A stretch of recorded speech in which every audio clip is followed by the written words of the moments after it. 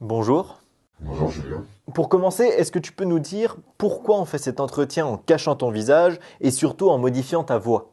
La réponse est très simple, ça s'appelle devoir de réserve. Il faut savoir que tout fonctionnaire d'État est soumis à un devoir de réserve qui lui interdit de s'exprimer d'une manière qui pourrait nuire à son administration, sachant que la nuisance à l'administration relève de l'appréciation seule de l'administration qui est juge et partie. Donc on pourrait croire qu'on est protégé par la déclaration des droits de l'homme qui dit qu'on ne saurait être impliqué pour ses opinions politiques et qui nous garantit la liberté d'expression. Sauf que cette déclaration des droits de l'homme, dans la version moderne, prévoit qu'elle n'est pas valable s'il y a une atteinte aux intérêts de l'État. Et il y a des jurisprudences au niveau de la Cour européenne des droits de l'homme qui ont sanctionné des fonctionnaires qui s'exprimaient et qui mettaient en cause leur administration. Donc aujourd'hui, tout fonctionnaire d'État est soumis à un droit de réserve très strict qui lui interdit de s'exprimer. Ce que l'État attend des fonctionnaires, c'est qu'ils soient obéissants. Et ils ont écrit les lois pour imposer cette obéissance. Donc il y a une façade de pays de la liberté, de pays des droits de l'homme. On a une Cour européenne des droits de l'homme, mais tout cela n'est valable tant qu'on ne s'attaque pas au système.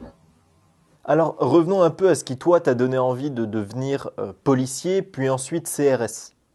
Alors moi je suis rentré dans la police très jeune, et quand on est jeune, on a pour certains des idéaux, et je pense que la plupart des policiers sont entrés dans la police par un souci de défendre la justice. Et la justice, c'est défendre les plus faibles, de défendre l'État, parce que l'État est au service de ses concitoyens. Donc je crois que tous les policiers s'engagent un moment dans la police par un idéal de justice.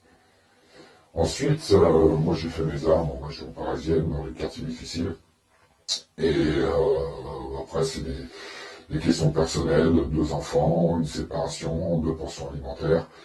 Et là, quand ça devient difficile, dans la police, il y a une solution qui est très accessible, qui s'appelle les CRS, parce qu'en CRS, nous sommes les seuls à avoir les heures supplémentaires payées. On a des primes de déplacement, on passe beaucoup de temps en déplacement. Et la première motivation, elle est d'ordre financier pour payer les pensions alimentaires, le crédit immobilier. Et c'était pas du tout un idéal de rentrer dans les CRS, même si quand on est jeune, on peut croire que les CRS, c'est un métier qui est noble, parce qu'on sert l'État. Et que, encore une fois, on peut croire que l'État, il est au service du peuple, il est au service des Français, il est au service de chacun. Qu'est-ce qu'on t'apprend à l'école? On t'apprend que la France est le pays des droits de l'homme, le pays de la justice, que l'État est garant de ces valeurs qui sont extrêmement nobles. Donc, qu'en te mettant au service de l'État, en particulier dans la police, et en particulier au sein des forces mobiles qui défendent l'État, contre les tentatives de déstabilisation, qu'elles soient d'extrême gauche, d'extrême droite, qui pourraient porter atteinte à l'intégrité de l'État, tu sers la justice, tu sers le peuple. Sauf que, derrière, tu t'aperçois très rapidement qu'il y a d'autres réalités. Tu t'aperçois très rapidement que en servant l'État, tu sers des intérêts qui sont très souvent partisans et qui vont pas forcément dans le sens de la justice.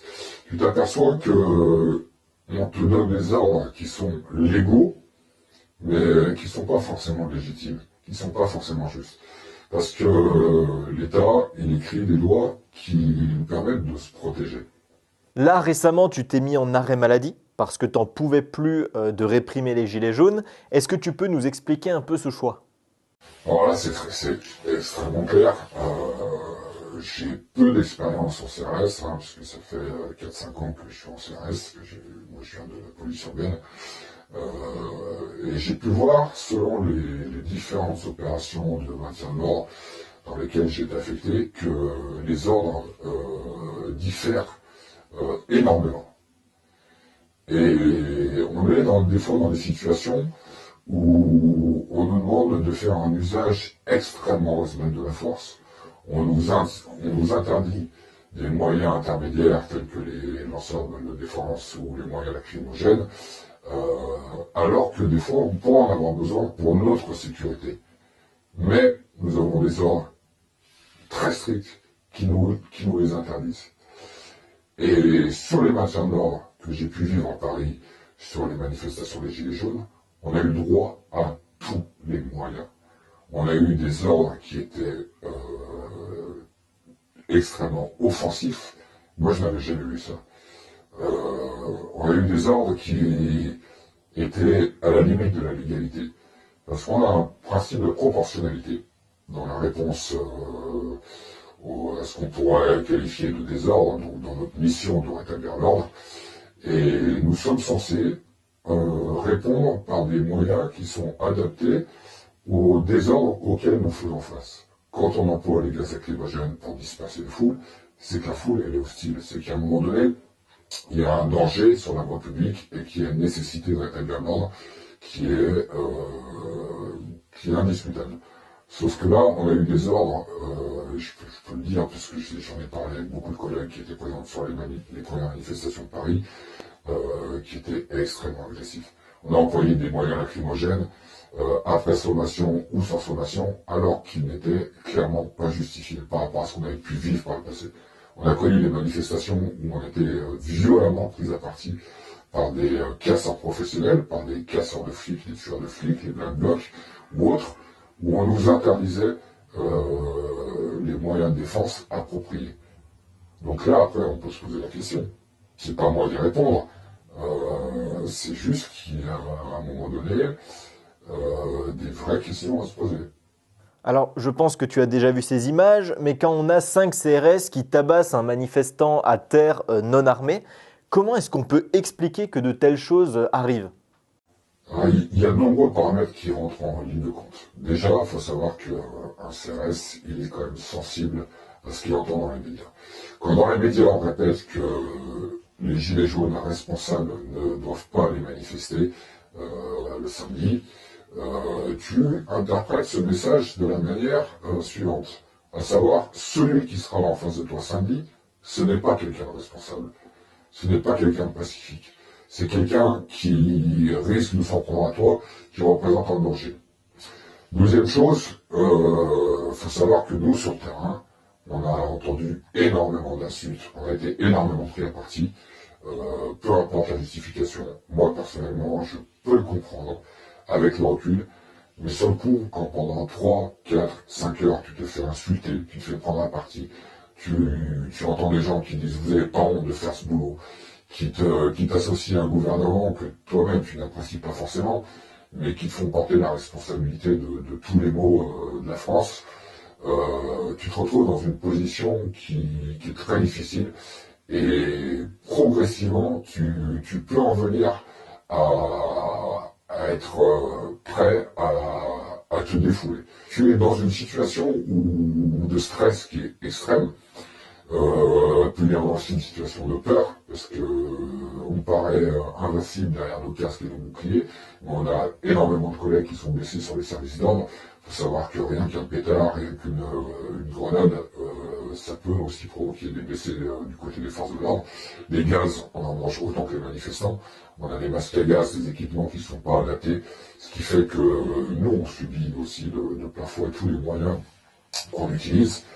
Et quand tu es levé depuis minuit ou 2 heures, que tu n'as peut-être pas dormi de nuit, et qu'il est 18 heures, que tu es au bout du rouleau, ça peut, pour certains, je justifie en aucun cas, je ne l'excuse pas, mais ça peut, à un moment donné, provoquer des excès. Alors la question peut paraître choquante, mais est-ce qu'il y a des CRS qui aiment ça de taper sur les manifestants ? Alors je crois que tu as deux cas de figure. Tu as celui qui est soumis à la pression, à la violence des manifestants ou des casseurs, qui à un moment donné n'attend qu'une chose, c'est de pouvoir se défouler.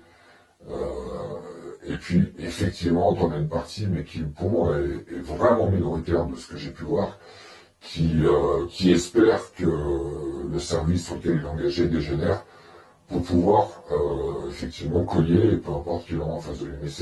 Mais réellement, c'est une partie qui est minoritaire. Je crois que la majorité espère une chose quand ils sont engagés sur un service d'ordre, c'est d'être cantonné à ce qu'on appelle la réserve sur roue.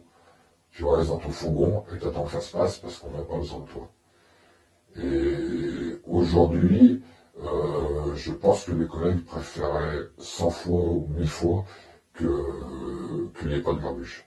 Alors là, dans tout ce qu'on dit, on a l'impression que tu ne veux plus faire CRS, pas parce que tu es d'accord avec les Gilets jaunes, mais parce que tu ne peux plus faire ton boulot dans de bonnes conditions.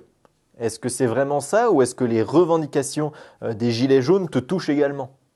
Alors ça, effectivement, c'est un paramètre aussi important, parce que moi, dès le départ, j'ai adhéré aux revendications des Gilets jaunes. Je suis quelqu'un qui est humain. Quand on voit des gens qui sortent dans la rue l'automne, spontanément, simplement pour réclamer un peu de décence, la capacité à vivre de leur travail, il y a quand même un moment où on peut essayer de comprendre, de s'intéresser à leurs problèmes. En face de nous, on a quand même des gens qui peuvent être nos frères, nos sœurs, nos parents, nos amis, nos voisins.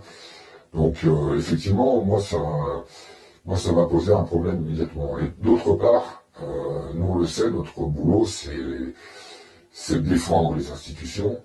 Et certains pourront dire qu'on est les chiens, mais si j'accepte cette analogie, à ce moment-là, je dirais que moi je veux bien être un chien, si c'est pour défendre une cause qui est juste. Et aujourd'hui, c'est pas forcément le cas. Et comme on dit, il n'y a pas de mauvais chiens, il n'y a que des mauvais maîtres. Et moi, je ne crois pas du tout en ces maîtres qui sont aujourd'hui, qui ont confisqué le pouvoir. Et pour moi, il n'y aura plus de retour en arrière. Je ne pourrai plus faire ce métier de CRS tant qu'on n'aura pas un État qui sera démocratique. Alors j'aimerais bien savoir ce qui se passe dans ta tête quand tu entends les manifestants crier CRS-SS ou alors à l'inverse, la police avec nous. Alors ça, c'est très complexe, parce que moi, je l'ai vécu sur les Champs-Élysées, sur une des premières manifs. Toi, t'es derrière ton casque, t'entends ça, et il faut savoir que le fait d'entendre ça, déjà, ça te renvoie à ta condition de membre des forces de l'ordre et surtout des CRS qui n'a pas le droit de réagir et qui n'a pas le droit de s'exprimer. Donc tu le vis très mal. Donc quelque part, c'est quelque chose de très négatif. La police avec nous quand on dit CRS, en fait, c'est plus difficile d'entendre la police avec nous. Parce que tu vis très mal le fait de ne pas avoir la possibilité de t'exprimer et le fait d'avoir quelque part vendu ta liberté. Et évidemment, bien évidemment, on n'a absolument aucune possibilité de répondre. Et même si c'est pas interdit dans les textes, on peut difficilement s'exprimer face aux manifestants. Et c'est pour nous c'est très difficile parce qu'il y en a beaucoup d'entre nous qui peuvent comprendre les manifestants et être d'accord avec eux.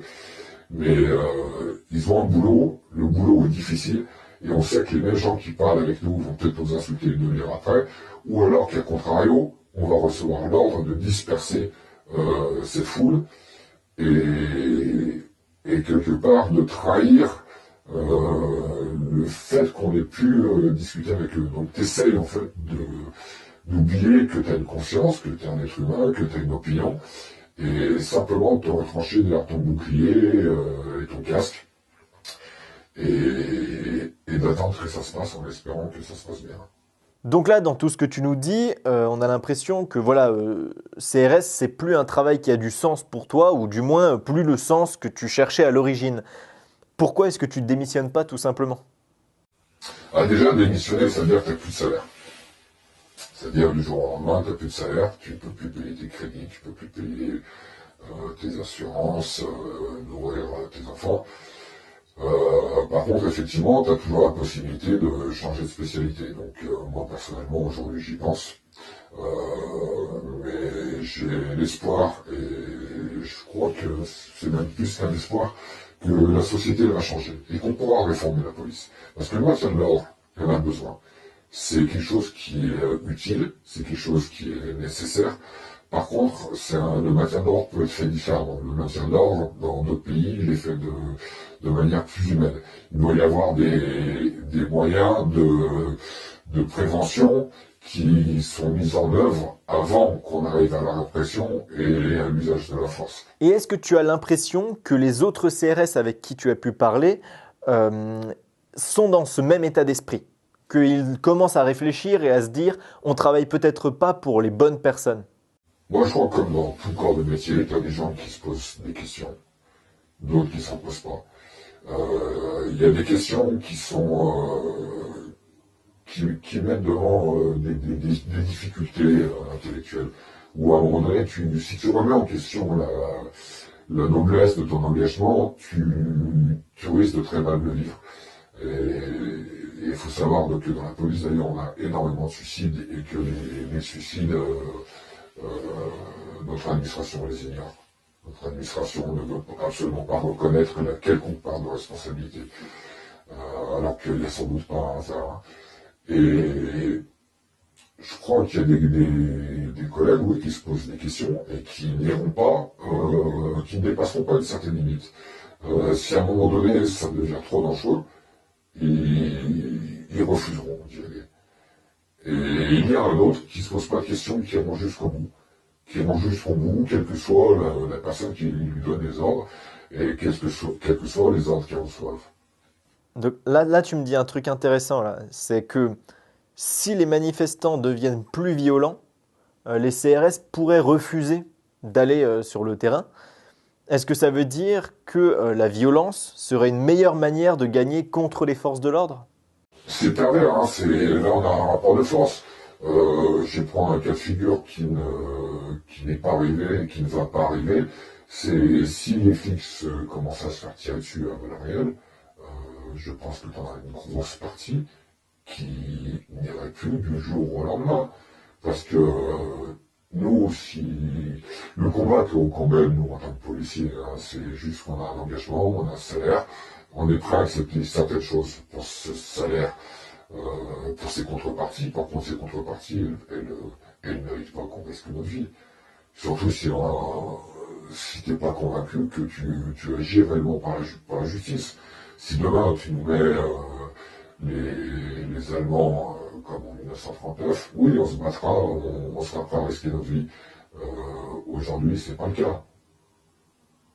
Alors bien sûr, je vais pas dire qu'il faut qu'il y ait de la violence pour que le mouvement des Gilets jaunes obtienne gain de cause, mais les collègues sont certainement pas prêts à tout accepter pour 40 balles par jour. Ok, donc la violence pourrait fonctionner, mais on n'en est pas encore là. On a encore des solutions non violentes, et notamment le référendum d'initiative populaire ou citoyenne. Je ne sais pas si tu connais, tu en as déjà entendu parler. Pour résumer, c'est quand la population peut déclencher elle-même ses propres référendums et y répondre directement.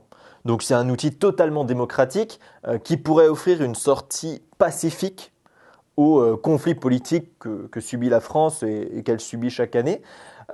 Qu'est-ce que tu penses, toi, de ça? Si on veut que les manifestations s'arrêtent, que les blocages cessent, que les violences soient terminées, c'est très simple. On fait un référendum. On fait un référendum. Voulez-vous modifier la Constitution et intégrer le RIC tel qu'il est proposé par exemple, l'association Article 3. Et on n'a plus de collègues blessés. On n'a plus de manifestants bloqués. On n'a plus de gens qui se trouvent, des artisans ou des commerçants qui se retrouvent en difficulté à cause des blocages.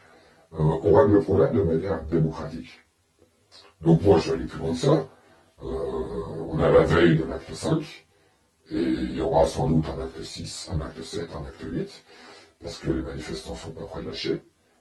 Moi, je considère, et c'est aussi pour ça que je ne retournerai pas sur le maintien de l'ordre, je considère que tous les collègues qui seront blessés dorénavant, ce sera de la responsabilité du président de la République.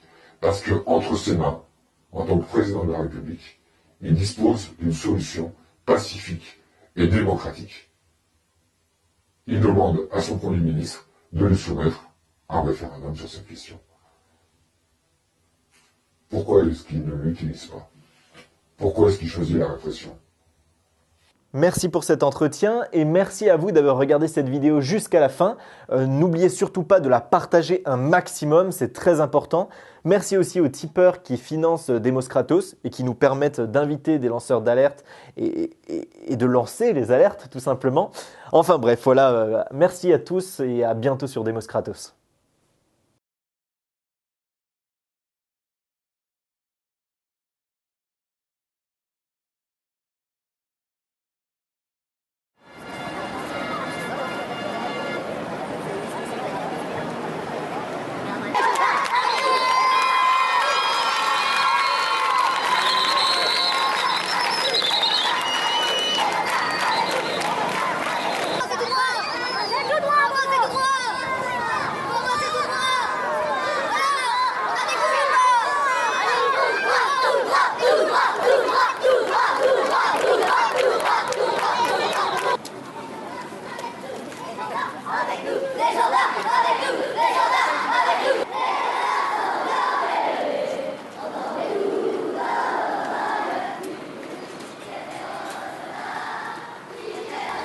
Les journalistes, ils passent pas non plus, ils restent de l'autre côté.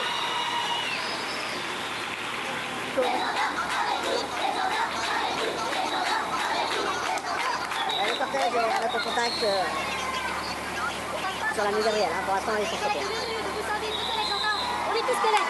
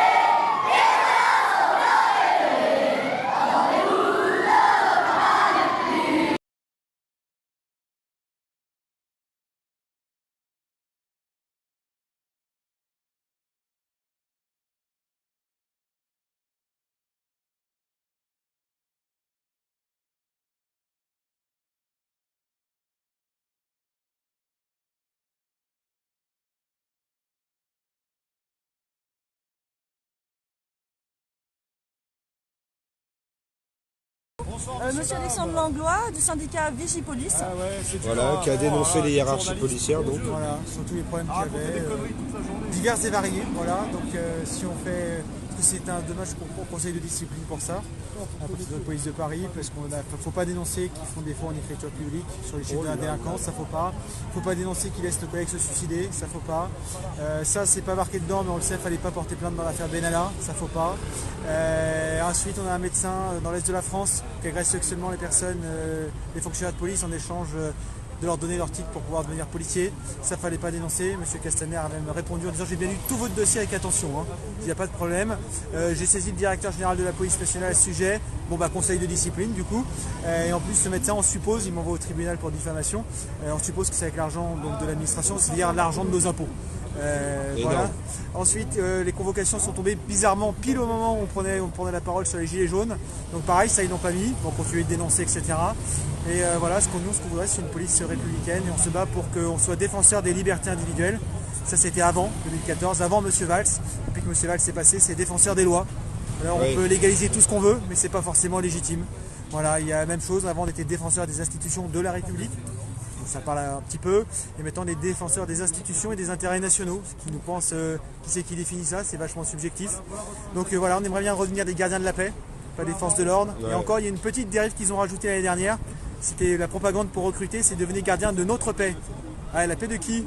La paix on voit bien, mais notre paix du coup, voilà, la question est en cours. Voilà, donc on essaye de faire ce qu'on peut, on est solidaire du mouvement des jeunes depuis le début. Parce que nous non plus, on ne peut pas manger à la fin du mois correctement, c'est difficile, donc on achète, c'est pas qu'on ne peut pas manger, c'est qu'on doit acheter des choses moins bonnes pour nos enfants, pour nos familles, et on fait du gras, on fait des problèmes de santé par la suite. Donc c'est un problème qui concerne tout le monde, et c'est pour ça qu'on est solidaire, qu'on s'est baladé avec des gilets jaunes sur certains plateaux de télé, qu'on s'est fait pris des remontrances déjà de la préfecture de police. Et voilà, donc c'est bien ce que vous faites et qu'on continue de s'amuser. Les conditions de travail aussi dans la police, les heures supplémentaires à payer, les cycles de 4 jours, 2 jours. C'est ça, les policiers voient leur famille un week-end sur 2, ce qui fait qu'après il y en a qui divorcent, qui tombent dans l'alcool et l'administration quand ils se suicident, il y avait un problème personnel. Mais non, en fait, il n'y avait pas un problème personnel. Tu as tout organisé pour qu'on meure. Mais au Québec, il paraît qu'ils ont réussi à réduire de 80% les suicides dans la police. On a envoyé ça aux ministres, tous les ministres successifs. On leur a envoyé les psychologues français qui ont fait des études sur ce qu'il faut faire dans la police pour améliorer. Les médecins ont dit aussi que nos cycles de travail sont pathogènes. Mais ils ont dit que c'est ce qui coûtait le moins cher. Donc une fois de plus, on est des numéros, des matricules, on peut mourir. Et au mois de janvier, triste record, 11 collègues qui sont suicidés rien qu'en janvier cette année. D'habitude, c'est un par semaine. Là, c'était un tous les 2 Lyon jours. vient dans 91, je crois qu'il y en a 2 ou 3 déjà, rien que dans notre département. Donc c'est compliqué. Et après, voilà, on arrive à des choses. C'est invivable pour tout le monde. Et du coup, qu'est-ce que vous auriez, vas-y. Qu'est-ce que vous auriez comme conseil pour les gilets jaunes qui ne sont pas policiers ou qui n'ont pas de la famille dans la police, mais par rapport à l'attitude à avoir, la relation à développer avec les forces de l'ordre? Généralement, ça se passe très bien, mais quand les gars sont casqués, quand les gars, etc., et vous gazent, etc., et vous matraquent, qu'est-ce que vous pouvez leur dire à ces gilets jaunes-là? Alors déjà, pas rester dans le coin où ça bagarre. Déjà, même si on n'a rien fait, faut mieux être. Ça sert à rien d'être mutilé et innocent. Voilà, faut mieux se dire, je suis dans mon droit, mais c'est pas pour ça qu'il faut rester sur place. C'est comme quand on traverse en tant que piéton au feu vert, piéton, il y a une voiture qui nous percute. On est dans notre bon droit, mais on est mort. Donc je conseille de partir. Il sera toujours temps de revenir, de se regrouper plus loin. La deuxième chose, si jamais il y a des gens qui sont victimes de la police, qui n'avaient rien fait, c'est surtout de ne pas oublier de porter plainte contre X.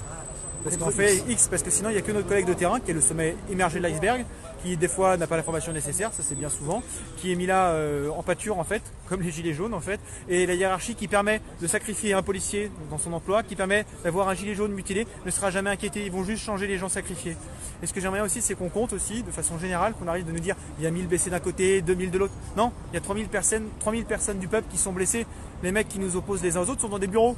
Ils savent même pas ce que c'est qu'un LBD. Ils envoient des pauvres se battre contre d'autres pauvres en fait. C'est ça le message. Bah, c'est un petit peu ça parce que les fins de mois sont difficiles à boucler. La goutte d'eau qui a fait déborder le vase, c'est l'essence. Et les policiers étaient particulièrement impactés par l'essence, qu'on ne peut pas habiter sur nos lieux de travail pour 2 raisons. Soit c'est trop cher, on n'a pas les moyens, soit c'est les criminels qu'on a arrêtés dans la journée, ce qui pose problème parce qu'ils vont agresser nos familles. Donc on doit aller plus loin. Et les horaires atypiques qui ne permettent pas de prendre les transports en commun. Donc voilà, et après, pauvre contre pauvre, c'est encore vérifié cette année. M. Macron a annoncé qu'il voulait 10 000 policiers en plus sur son quinquennat. Très beau. Le problème, c'est que l'année dernière, 300 postes n'ont pas été pourvus. Cette année, encore 200 postes, parce qu'il ne veut pas payer les policiers. Je ne parle pas des heures sup qui ne payent pas tout court. Ok, et qu'est-ce que vous risquez, vous, du coup, là, avec ces affaires? Alors demain, légalement, rien. Le problème, c'est que légalement, ils ont bien compris que je risquais rien. Donc à chaque fois qu'ils nous ont attaqué au tribunal pour diffamation, ça a été classé sans suite, ou ils ont perdu. Je les ai même fait condamner au tribunal administratif au début d'année dernière pour discrimination, harcèlement. Alors le problème, c'est que pour les décisions judiciaires, ils les appliquent pas quand ça leur fait pas plaisir. Donc moi, ils me donnent 6 500 €, ils disent on paye pas, c'est ce que tu vas nous faire. Bon bah effectivement. Et la deuxième chose, je risque la révocation, c'est ce qu'ils demandent maintenant. Légalement, je risque rien. Dans les faits, ils veulent me révoquer. Oui, c'est surtout au niveau du statut. Venir nous soutenir demain. C'est les gilets jaunes là qui vous entendent, qui nous Il y en a entendent. qui veulent bien venir. Moi, je me passe en conseil de discipline demain matin à 9h15 à la préfecture de police pour rencontrer les gens de Paris, de préfecture de police. Donc le rassemblement est fixé 1 rue de Lutèce, à la sortie du métro 4 ou à proximité du RRCB, station Saint-Michel-Notre-Dame.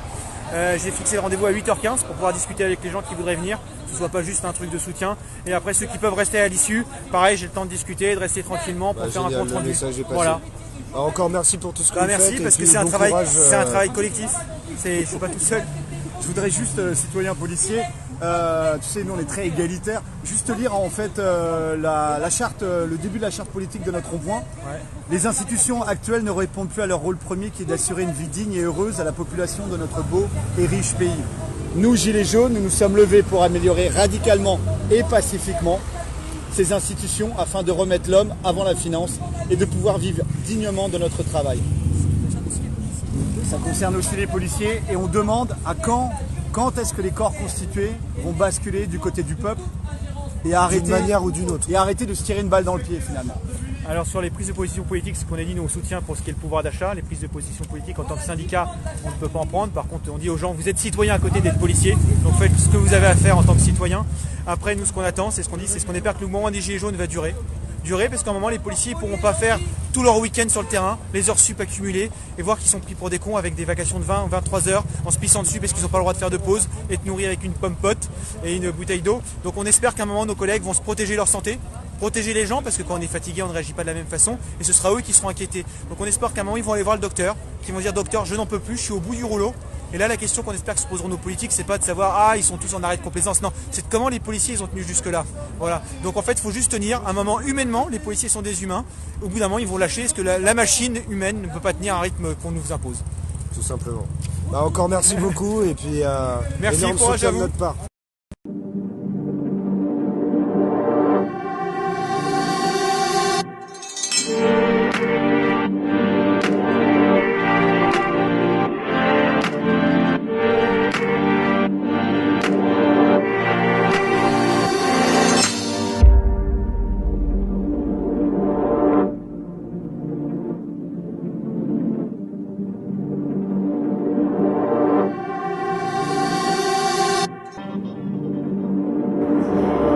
Alors, M. Castaner m'a sanctionné d'une exclusion temporaire de fonction de 12 mois, dont 6 avec sursis, si j'arrêtais mon combat syndical, donc on peut dire 12 mois finalement ferme. J'ai eu la sanction qui m'a été notifiée le 3 juillet après-midi et fait effectif le 3 juillet au soir. C'est-à-dire que depuis le 4 juillet, je suis exclu de la police pour entre 6 mois et 1 an. La motivation de cette sanction est que j'ai dénoncé au nom de mon syndicat la pression hiérarchique qui aboutit au suicide de nos collègues. La deuxième motivation a été, nous avons fait remonter qu'il y avait un trucage des statistiques. La dernière chose, c'est la petite cerise sur le gâteau, c'est pour avoir dénoncé les agissements d'un médecin police dans l'Est de la France, notamment des agressions sexuelles. Depuis, la justice l'a condamné à 12 mois de prison avec sursis, interdiction d'exercer, injonction de soins et au fichier des délinquants sexuels. Malgré tout ça, je suis sanctionné pour un manque de loyauté envers mes chefs et un manque à mon devoir de réserve, parce que même si tout ça est vrai, il ne fallait pas le mettre sur la place publique. Malheureusement, si on ne le met pas sur la place publique et qu'on alerte les gens en interne, ils ne font rien.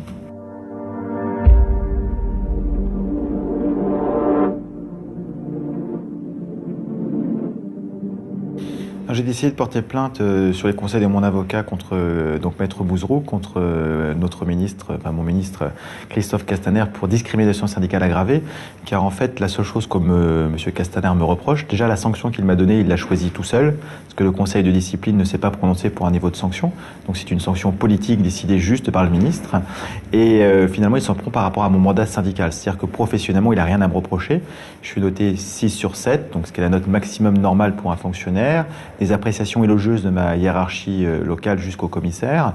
Donc c'est vraiment une sanction pour avoir dénoncé, peut-être de façon outrancière, mais je pense que quand il y a des collègues qui sont agressés sexuellement, que nous avons des collègues qui se donnent la mort et que finalement des victimes et des collègues ne peuvent pas faire leur travail en conscience parce qu'on falsifie la vérité pour avoir des primes, je pense que ce qui est le plus grave entre les deux, c'est tous ces manquements qui sont dans le code pénal, alors qu'avoir vexé ou froissé l'ego d'un directeur, c'est pas dans le code pénal.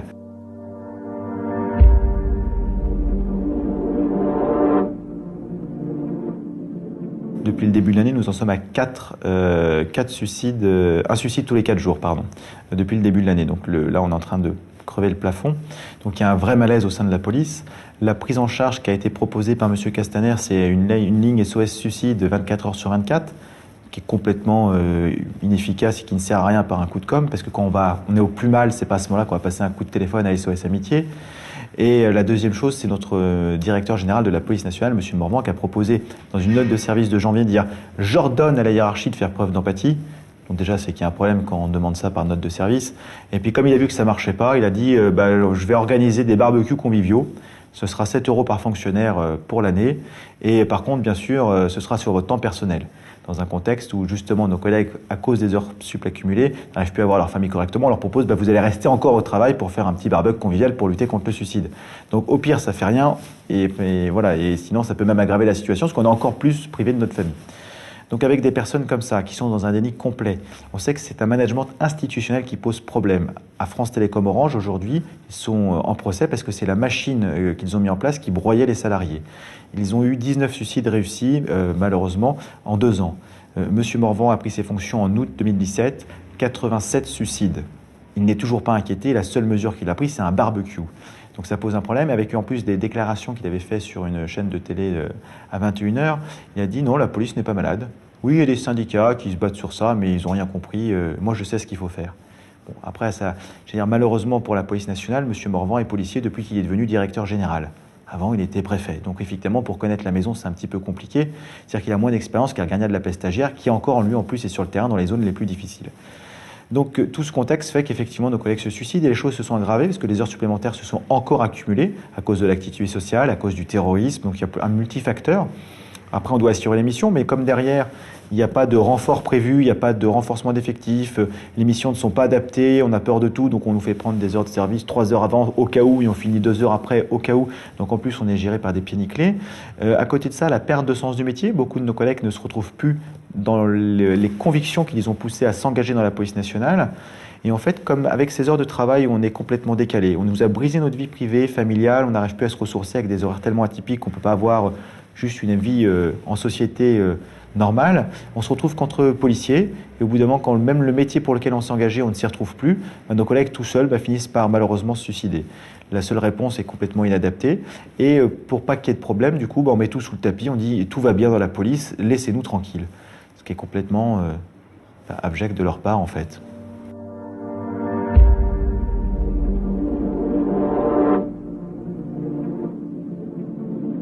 Alors, on avait dénoncé les agissements du médecin police dans l'Est de la France, donc M. Christian Frey.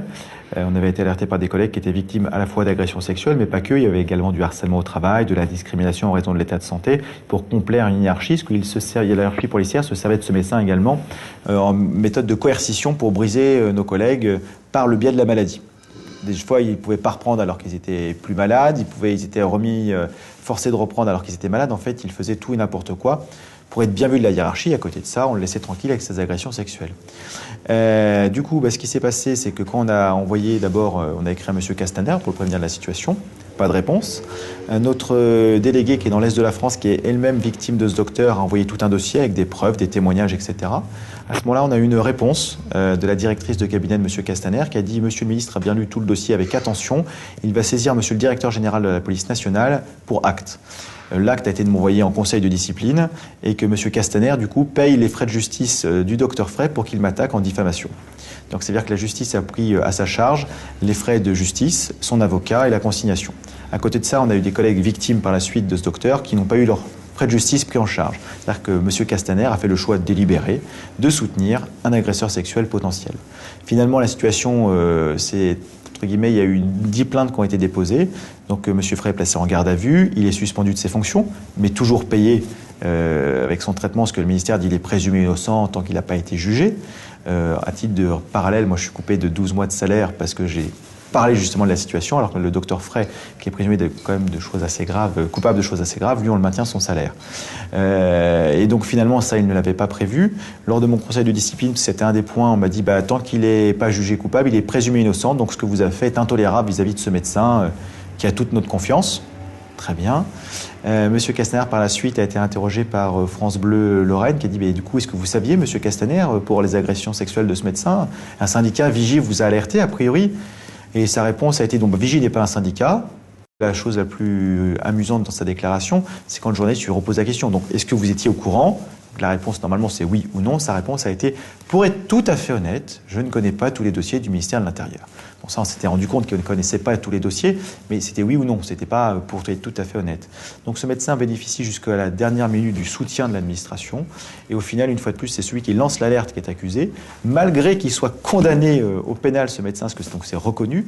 À l'époque, dans les outrages qu'on nous reproche à ce médecin pour le manque de loyauté, le manque d'exemplarité et le manquement au devoir de réserve, nous avions demandé son expertise psychiatrique, qui nous avait été refusée par M. Castaner, bien évidemment. La justice l'a faite. Ce médecin a un problème de perversité.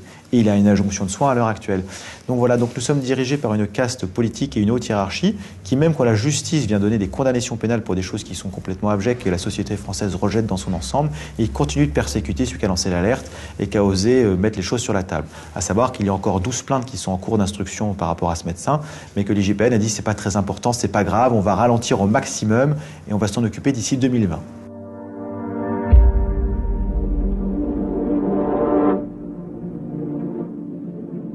À Marseille, sur la falsification des chiffres de la délinquance, c'est un sport national dans la police pour les directeurs pour qu'ils puissent toucher leurs primes.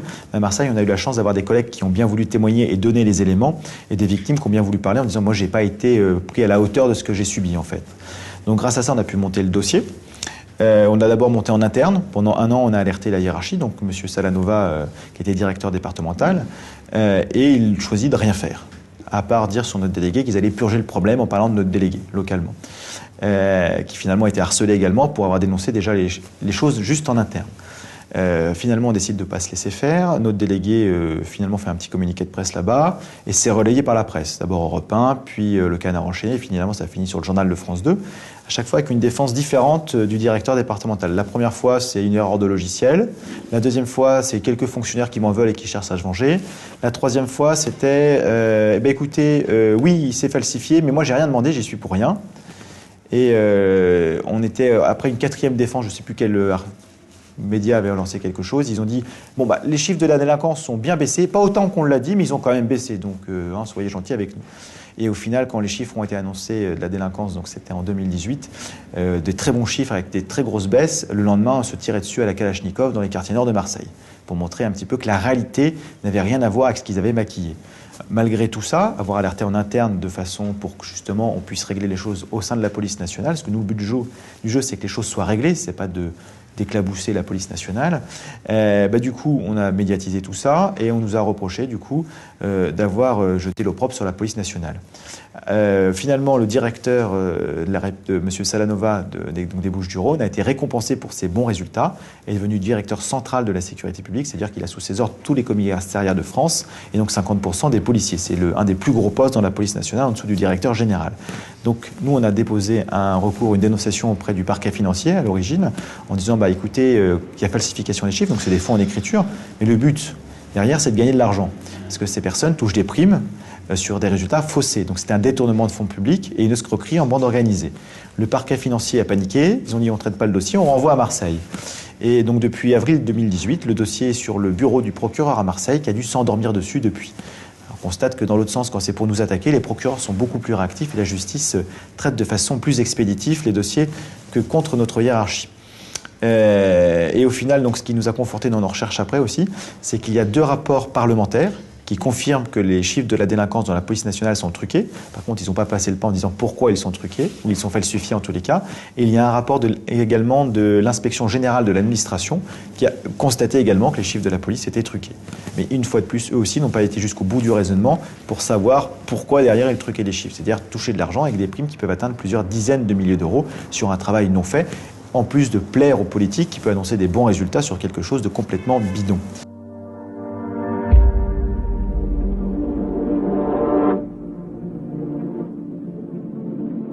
Alors on a aussi les choses qui sont pas officielles dans la sanction, mais que Vigie paye quand même, et en tant que secrétaire général, donc porte-parole, je paye pour tous nos adhérents, c'est l'affaire Benalla. C'est-à-dire que quand M. Benalla, on a été au courant qu'en fait, finalement, c'était juste un gars de l'Élysée qui avait tabassé des gens, nous sommes directement porté plainte en demandant à se constituer partie civile pour qu'une instruction soit ouverte auprès de juges d'instruction. Et en plus, à titre de comparaison, quelques mois avant, quelqu'un avait usurpé la qualité de policier dans l'Est de la France. Le tribunal lui a collé 6 mois de prison, 10 ans d'interdiction d'exercer dans la fonction publique et port d'armes interdit à vie. La dernière mention est très importante pour M. Benalla, parce qu'après, plus on creusait, plus on voyait qu'il y avait des ports d'armes obtenus de façon très tendancieuse, voire sans aucune justification légale, des passe-droits dans tous les sens, et l'enquête a été juste un marasme complet, parce que le procureur était en attente de sa promotion, et celui qui a pris la suite a tout simplement été nommé directement par M. Macron. Comme ça, il n'y avait plus de problème de confusion sur la direction de l'enquête. Donc nous avons été l'épine dans le pied de la justice, parce qu'en fait, sans notre intervention, aujourd'hui, il n'y aurait plus d'affaire Benalla au niveau judiciaire. Ça aurait été enterré par le procureur et on n'en parlerait plus. Donc ça, ils nous en ont beaucoup voulu. Et la fin de l'histoire montre bien que c'est vraiment en lien sur l'affaire Benalla. C'est que le 20 juin, je passe dans Envoyé spécial sur l'affaire Benalla pour raconter comment s'est passée la perquisition ou les aberrations qu'il y a pu avoir sur cette perquisition. Le 21 juin, donc le lendemain matin de mon passage, c'est à ce moment-là que M. Castaner, au bout de 4 mois, décide de demander qu'on signe ma sanction. Parce qu'il n'a même pas assumé jusqu'au bout de signer lui-même de son nom la sanction. Il a fait signer par délégation. C'est encore une autre preuve de lâcheté.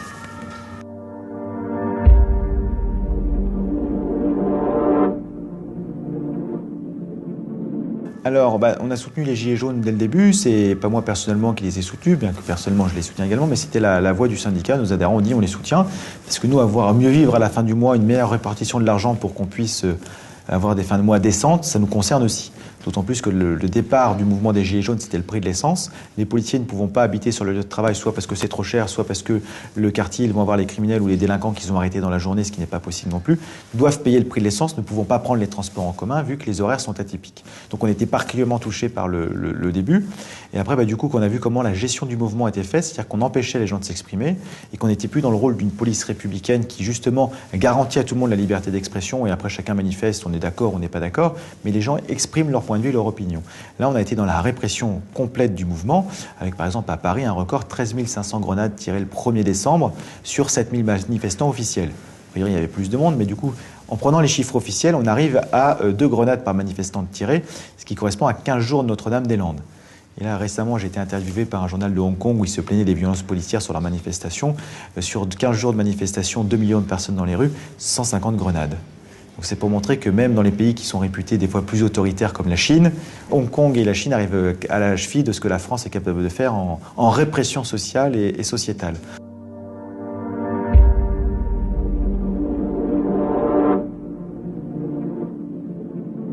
Donc effectivement, au début, on était largement invités sur les plateaux de télé, parce que nous étions le seul syndicat à pouvoir parler du sujet librement et sans pression de la Macronie. Bon, après, finalement, pour nous faire taire, j'ai été convoqué au mois de janvier en conseil de discipline. À partir de ce moment-là, des journalistes nous ont prévenu que leur direction avait eu des consignes de plus nous inviter.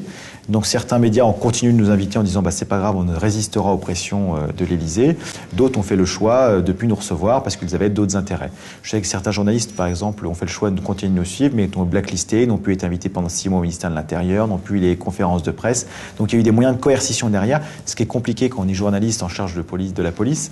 Donc en fait, je jette la pierre à personne. Ils ont fait des choix stratégiques pour avoir d'autres informations auxquelles ils seraient coupés. Mais au final, du coup, nous, on était bridés. Et en fait, le vrai problème de l'histoire, c'est pas le choix que les journalistes ont fait. C'est qu'on leur a posé un choix. On leur a dit maintenant, soit vous choisissez les informations, vous êtes invités, soit vous ne l'invitez plus. Et c'est très malheureux qu'on en arrive là, sachant qu'on a eu aussi également des journalistes qui se sont plaints de notre directeur général de la police nationale, M. Morvan, parce qu'il a appelé des directions de journalistes en disant vous m'avez déplu, vous me virez tel journaliste. Mais c'est nouveau sous le régime de M. Macron, en fait, qu'ils sont tellement au-dessus des lois et ils pensent agir en toute impunité qu'ils passent des coups de téléphone en disant vous me le virez, c'est le petit personnel. Donc effectivement, l'affaire des Gilets jaunes a joué et depuis, ils ont tout fait pour tasser les choses alors qu'ils continuaient de tirer, ils ont recommandé des grenades, ils ont refait des choses complètement ignobles dans le pays qui se dit le pays des droits de l'homme. Et donc certains, en rigolant, disent oui, on est le pays de la déclaration, pas celui qui les applique.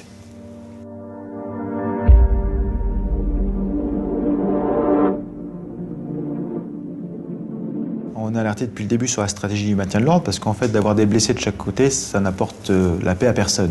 Et au contraire, ça engendre de nouvelles violences, de l'incompréhension. Et finalement, les policiers finissent par servir de bouc émissaire à une colère sociale pour laquelle ils n'y peuvent rien à la base. À plusieurs points, on a pu voir ça. Par exemple, je repense au discours de M. Édouard Philippe, qui était très entendu, je crois, en janvier et février. Il devait faire des annonces très importantes sur le mouvement des Gilets jaunes. Sa seule réponse a été « on va cogner plus fort le week-end prochain ». Aucune réponse sociale, aucune réponse apportée par dire « c'est nous les chefs et on fait ce qu'on veut ». Et du coup, de l'autre côté policier, on leur a dit « regardez, en face, ils vous jettent des pavés, etc. Et c'est tous les mêmes. Allez-y, lâchez tout le monde ». Donc effectivement, il y avait cette manipulation étatique et en plus, on l'a pu le vivre dans les faits. Parce que par exemple, il y a eu sur la place de la République, je ne sais plus quel acte des Gilets jaunes, il y a eu une trentaine d'abrutis qui ont scandé suicidez-vous. La place était nassée, il suffisait que les policiers aient l'ordre d'intervenir pour les interpeller et c'était fini. C'était 30 personnes qui étaient ciblées et qui étatais présentées à la justice. Aucun ordre n'a été donné. Ils ont pu partir tranquillement d'une place nassée. Et après, M. Castaner déplore « oh, quand même, c'est pas bien ce qu'ils ont fait, je vais mettre tout en œuvre pour les rattraper et qu'ils soient présentés à la justice ». Il suffisait de les interpeller en flagrant délit. Les ordres n'ont pas été donnés. C'est quand même très bizarre. La deuxième chose, c'est l'usage disproportionné des gaz lacrymogènes et des tirs de LBD, avec notamment des places qui ont été nassées et personne ne pouvait s'enfuir en fait de la place, alors que tous nos collègues sur le terrain étaient persuadés qu'il y avait une sortie. Parce qu'ils ont dit si on tire sur les gens pour leur dire de se disperser et qu'ils ne peuvent pas, ça va forcément attiser les tensions. Et les seuls qui savaient le dispositif global du maintien de l'ordre étaient les gens dans la salle de commandement. C'est-à-dire la haute hiérarchie policière, les préfets qui sont nommés directement par le ministre de l'Intérieur, et des fois carrément le ministre de l'Intérieur quand il était entre deux soirées au Noto, qui venait à la salle de commandement donner ses ordres en direct. Donc en fait, tout était organisé et on arrive à une casse en fait en disant aux gens si vous allez manifester, on va vous fracasser. Donc les manifestations en famille, sous le beau temps, on discute et puis c'est un moment convivial. Des fois, une manifestation, c'est plus possible. On a ramené que les éléments les plus radicaux voulus par le ministre et en plus, même dans ses déclarations, il dit tous les gens qui ont manifesté seront complices des casseurs. Moi, je veux bien, mais en fait, déjà, c'est des prérequis. Ça a permis de tenter de voter des lois encore plus liberticides sur l'autorisation de manifester, de limiter les droits fondamentaux. Heureusement, la seule chose nouvelle de la loi, qui était les interdictions de manifester préventives par ordre administratif, ont été retoquées par le Conseil constitutionnel. Le reste existait déjà dans la loi, de façon plus ou moins différente, mais enfin, on pouvait arriver au même résultat. Mais on arrive à des choses où la justice est dépossédée de ses pouvoirs, est de moins en moins indépendante. On passe tout par une justice administrative. On a eu des chiens qui ont été démuselés pour des manifestations. Donc c'est quand même assez catastrophique. On n'a pas vu ça depuis au moins 60 ans. Donc en fait, il y a toute cette gestion répressive du mouvement, mais de façon spectaculaire, avec des dégâts sur le long terme. Au final, le mouvement des Gilets jaunes, ils n'ont pas réussi à l'éteindre, parce que c'est aussi une des motivations qu'aussi, je pense, qui a fait qu'ils ont attendu pour la sanction. Ils se sont dit maintenant qu'ils sont calmés, qu'ils sont rentrés chez eux, on va pouvoir, tous les opposants qui l'ont ouvert pendant la période Gilets jaunes, on va pouvoir les fracasser un par un. Pas de chance, en fait, c'est pas parce que les gens ne vont plus manifester qu'ils sont plus solidaires et qu'ils ne veulent plus continuer le combat. Puis en plus, au mois de juin, il y avait les kermesses, les fêtes d'école, les rencontres sportives, donc c'était pas le moment. Donc il faudra refaire le bilan au mois de septembre.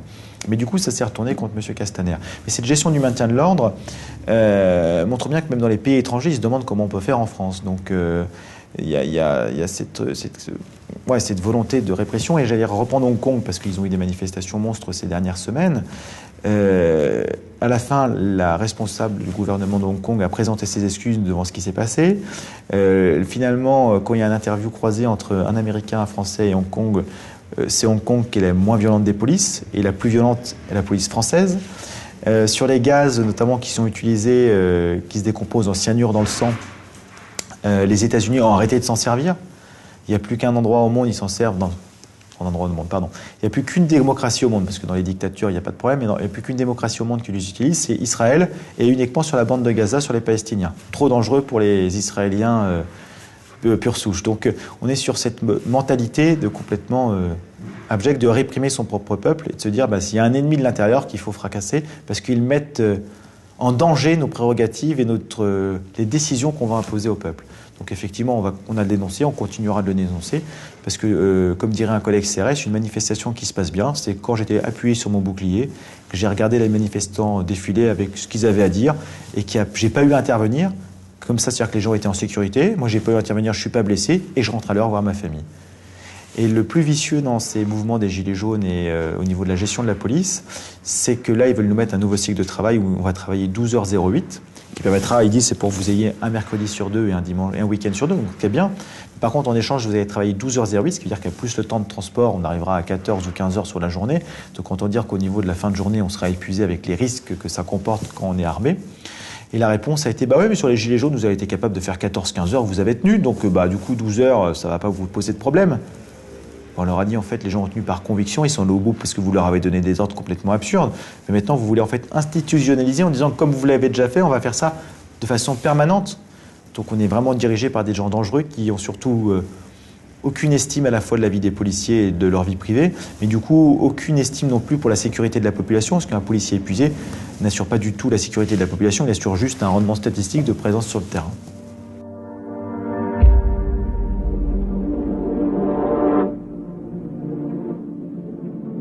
Durant les manifestations, les grenades dites lacrymogènes, à effet lacrymogène, en fait, ce n'est pas des grenades lacrymogènes en tant que telles, c'est un effet, entre autres. Et en fait, suivant le dosage, plus c'est dosé fort, plus c'est nocif pour la santé. Donc on a des collègues qui se sont plaints, des manifestants, et puis au début, on s'est dit on va se renseigner. Donc on a embauché un consultant qui nous a amené des documents, de l'étranger bien évidemment, parce qu'en France, tout est verrouillé. Donc dans ces gaz-là, en fait, il y a les anciens stocks, on connaît la composition, et les nouveaux stocks, il y a carrément un secret défense, on ne vous dira pas ce qu'il y a dedans et on ne vous donnera pas le dosage. Donc ce qui peut provoquer de nombreuses choses. Donc sur place, on a des irritations des yeux, ça pique, voilà, mais c'est les effets à long terme qui sont beaucoup plus dangereux, ou s'il y a des nécroses des poumons, il peut y avoir des fausses couches, il peut y avoir des migraines, des empêchements de dormir, des évanouissements, enfin beaucoup d'effets secondaires, et plus le dosage est élevé, et plus la répétition est grande, plus le danger est grand. Quand ce gaz-là est utilisé de façon industrielle, si on reste dans une pièce à haut dosage de CS, 4 minutes, on meurt. Voilà.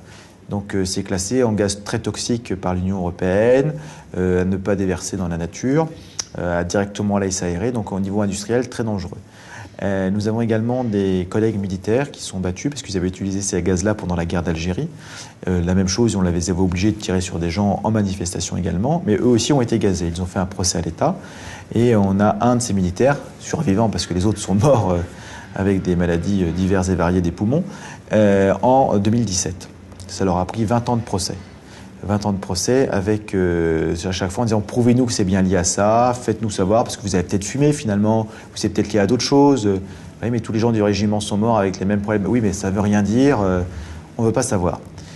Donc finalement, il a obtenu gain de cause et ça a été reconnu en invalidité, responsabilité de l'État.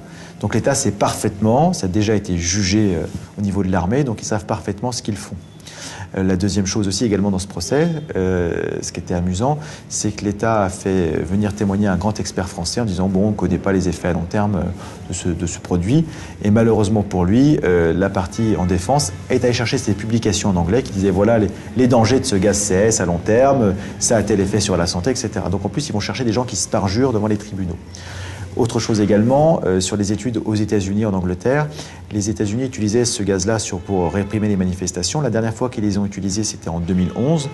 Depuis, ils ont arrêté de s'en servir car trop dangereux pour les manifestants en fait. Le fabricant de ces gaz CS aux États-Unis, qui était également le fabricant du gaz poivre, a fermé ses usines en disant moi j'arrête de vous vendre ça parce que vous l'utilisez de façon complètement détournée. C'est fait pour certaines situations critiques pour que les forces de l'ordre puissent se dégager, c'est pas pour tirer sur les foules.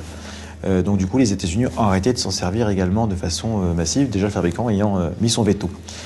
Également sur ce gaz, il y a de la décomposition dans le sang, ça donne du cyanure. Donc avec une anecdote en France, un biologiste et des médecins ont fait des prélèvements sanguins en France lors des manifestations pour analyser ce qu'il y a dans le sang par rapport à la décomposition de ces gaz. Le centre antipoison de France, qui est basé à Lyon, a refusé de faire des analyses. Ils ont dû passer par des laboratoires étrangers, donc d'abord la Belgique qui avait accepté, et même la Belgique finalement, en ayant des pressions a priori de l'État français, ont refusé de les faire. Donc ils sont retournés dans un autre pays pour demander des analyses. Les tests qui ont été faits par une société suisse, donc qui sont venus voir et confirmer que leurs tests étaient bien utilisés, donc ça de ce côté il n'y a pas de problème. L'État français, le procureur a ouvert une enquête du coup. Donc moi quand j'ai vu ça, j'ai dit ah bah c'est bien, on va enfin se battre pour savoir ce qu'il y a dans ces gaz. Non, c'était pour chercher les gens qui avaient eu des prélèvements sanguins pour qu'ils portent plainte pour exercice illégal de la médecine contre ceux qui avaient fait les prélèvements, malgré que tout avait été signé. Donc ils ont trouvé quelques personnes qui ont bien voulu porter plainte. La grande majorité, heureusement, des gens ont dit bah non, on refuse, on ne porte pas plainte. Donc ils en sont rendus à finalement après retourner dans la manif, s'intoxiquer eux-mêmes et faire les prélèvements sur eux-mêmes avec filmer de A à Z pour pas qu'il y ait de contestation possible et que ça parte à l'étranger. Mais la France a tout verrouillé pour qu'en France on ne fasse pas les analyses et poursuivre les gens qui voudraient avoir la composition sur l'organisme humain à l'intérieur.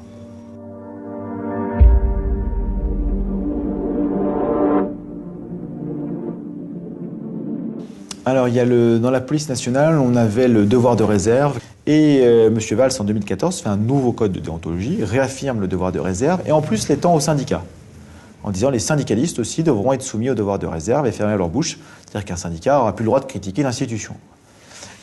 Malheureusement, les syndicats majoritaires de l'époque ont tous voté ce texte. Un seul a voté contre, c'est Alliance. C'était tout à leur honneur, et Synergie Officier qui s'était abstenu. Ils ont dit on n'a pas du tout comprendre dans le texte, donc nous on ne prend pas part. Par contre le syndicat Unité SGP, donc le syndicat qui dit qu'on ramasse une grenade bien fait pour sa gueule, ou qui déclare sur un plateau de télé Bamboula c'est convenable, eux bien évidemment ont voté pour ce texte. Il y avait marqué noir sur blanc, à partir de maintenant vous allez juste être des godillots et vous avez juste le droit de dire oui chef. Donc on arrive à ce système en fait, qui est fait pour broyer les fonctionnaires, qui n'est plus possibilité de discuter, de critiquer son institution. Et on arrive à un système très pervers, parce qu'on n'arrive pas le droit de critiquer. Si on critique, c'est un manquement au devoir de réserve. Alors que finalement, on n'a rien annoncé, on voulait juste que les gens aient un service public pour eux et non pour détourner au profit d'intérêts particuliers. Et on arrive aux deuxième chose, c'est le problème de manquement au devoir de loyauté. Ce qui veut dire que là, on jure fidélité à des chefs. Et quand on commence à jurer la fidélité à des chefs plutôt qu'au peuple, enfin les derniers régimes qui ont fait ça, c'est plutôt minimum autoritaire, mais le plus souvent totalitaire.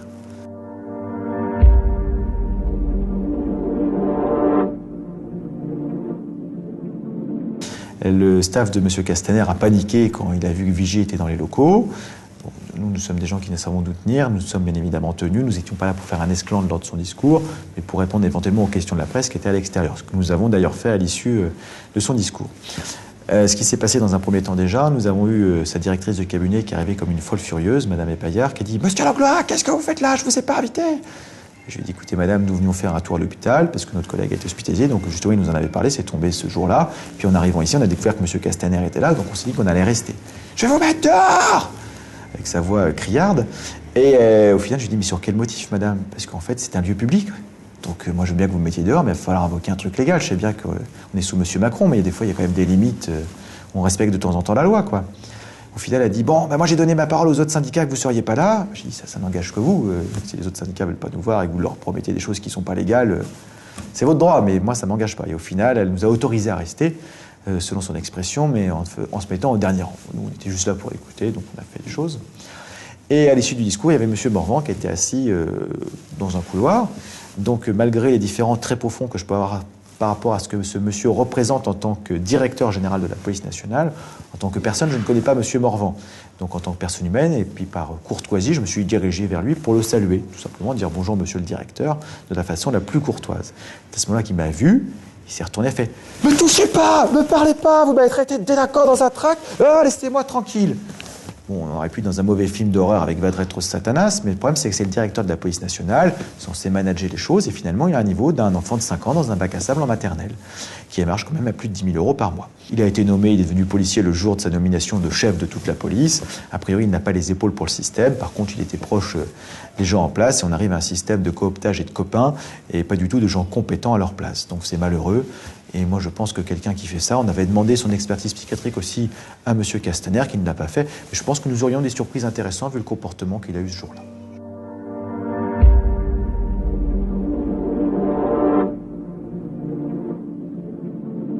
La stratégie du ministre et du directeur général de la police nationale, c'est une asphyxie financière personnelle de toi et du syndicat plus généralement. On va te noyer sous les procédures, on va te couper les vivres en te suspendant de tes fonctions de façon complètement arbitraire, le temps que tu te retrouves dans tes droits, puis après quand tu vas recommencer, on va recommencer, la prochaine fois on te mettra à 18 mois, 24 mois.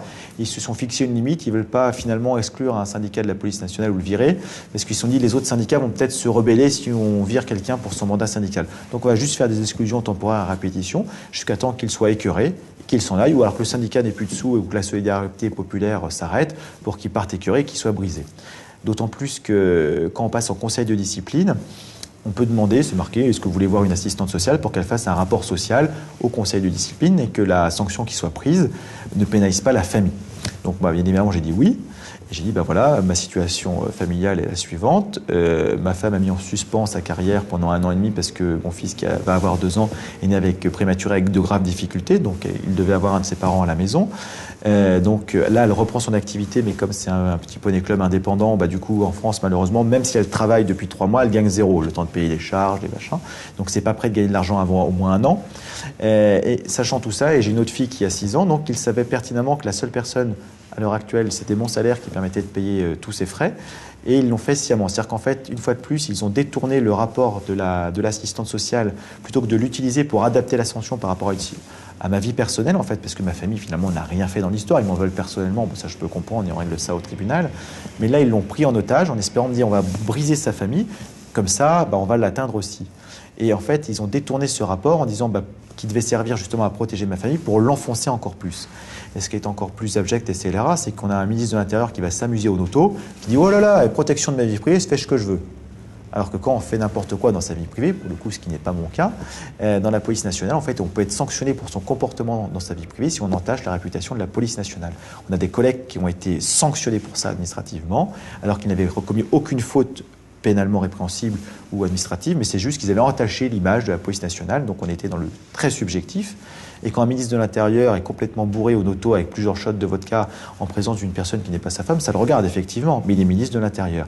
Donc soit il annule les sanctions des autres collègues qu'il leur a collées pour des choses beaucoup moins graves sur leur vie privée, et qu'il n'attaque pas les autres personnes en plus qui n'ont rien fait sur leur vie privée comme il le fait contre moi. Donc c'est, je veux dire, un double système mafieux que je subis.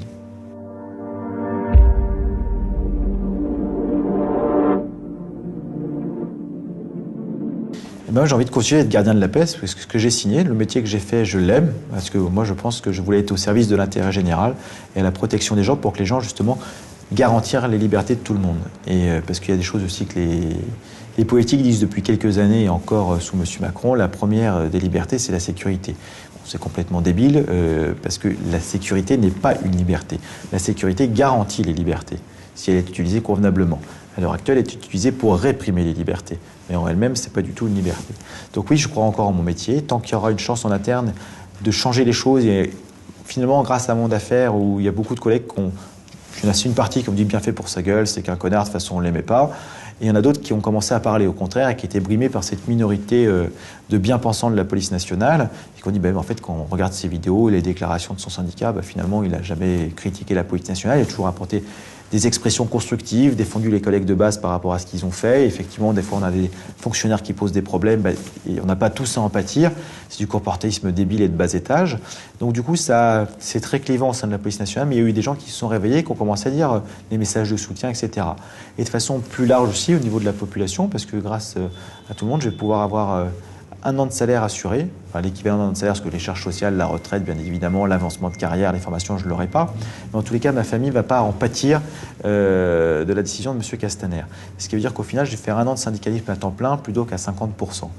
Et ce côté-là, en fait, quand j'ai pris la sanction, ça a été très difficile, parce que même si on s'attend à avoir des gens qui ne respectent rien, qui sont prêts à tout détruire, ce qui est le plus précieux dans la vie de quelqu'un, pour le mettre au bout du rouleau, et après, il ne faut pas s'étonner que des collègues se suicident parce qu'ils ont été broyés et ils n'ont pas eu la chance d'être soutenus comme je peux être soutenu. Du coup, j'ai eu mes collègues tout de suite dans mon service qui m'ont épaulé, qui m'ont dit on ne va pas te lâcher, on va y aller. Le chef de service qui m'a dit moi, professionnellement, j'ai jamais eu aucun problème avec vous, vous êtes bien noté, je le reconfirme, vous avez encore sorti une information hyper capitale sur l'antiterrorisme la veille de ma sanction, donc on est vraiment sur quelque chose de personnel et politique. Et après, donc, ma famille et mes amis m'ont donné des coups de téléphone, et après il y a eu le soutien populaire.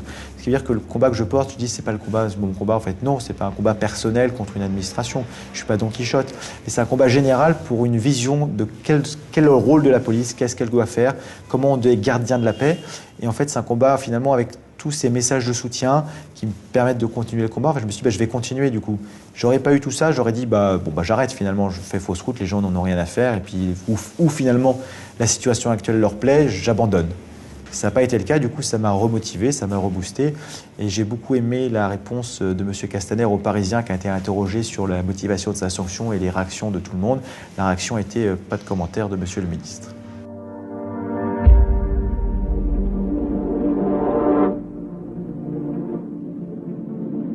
Je leur dirais, au bout d'un moment, la peur n'évite pas le danger. Au contraire, ils veulent nous enfermer. Donc il y a une grande majorité de policiers qui sont rentrés par conviction, qui veulent faire leur travail en conscience. Et je leur dis, au bout d'un moment, ne supportez plus cette minorité de carriéristes qui sont prêts à tout pour avoir une prime à la fin de l'année. Rebellez-vous, il faut s'organiser. Si on y va tout seul, on sera broyé. Par contre, la force, c'est le nombre.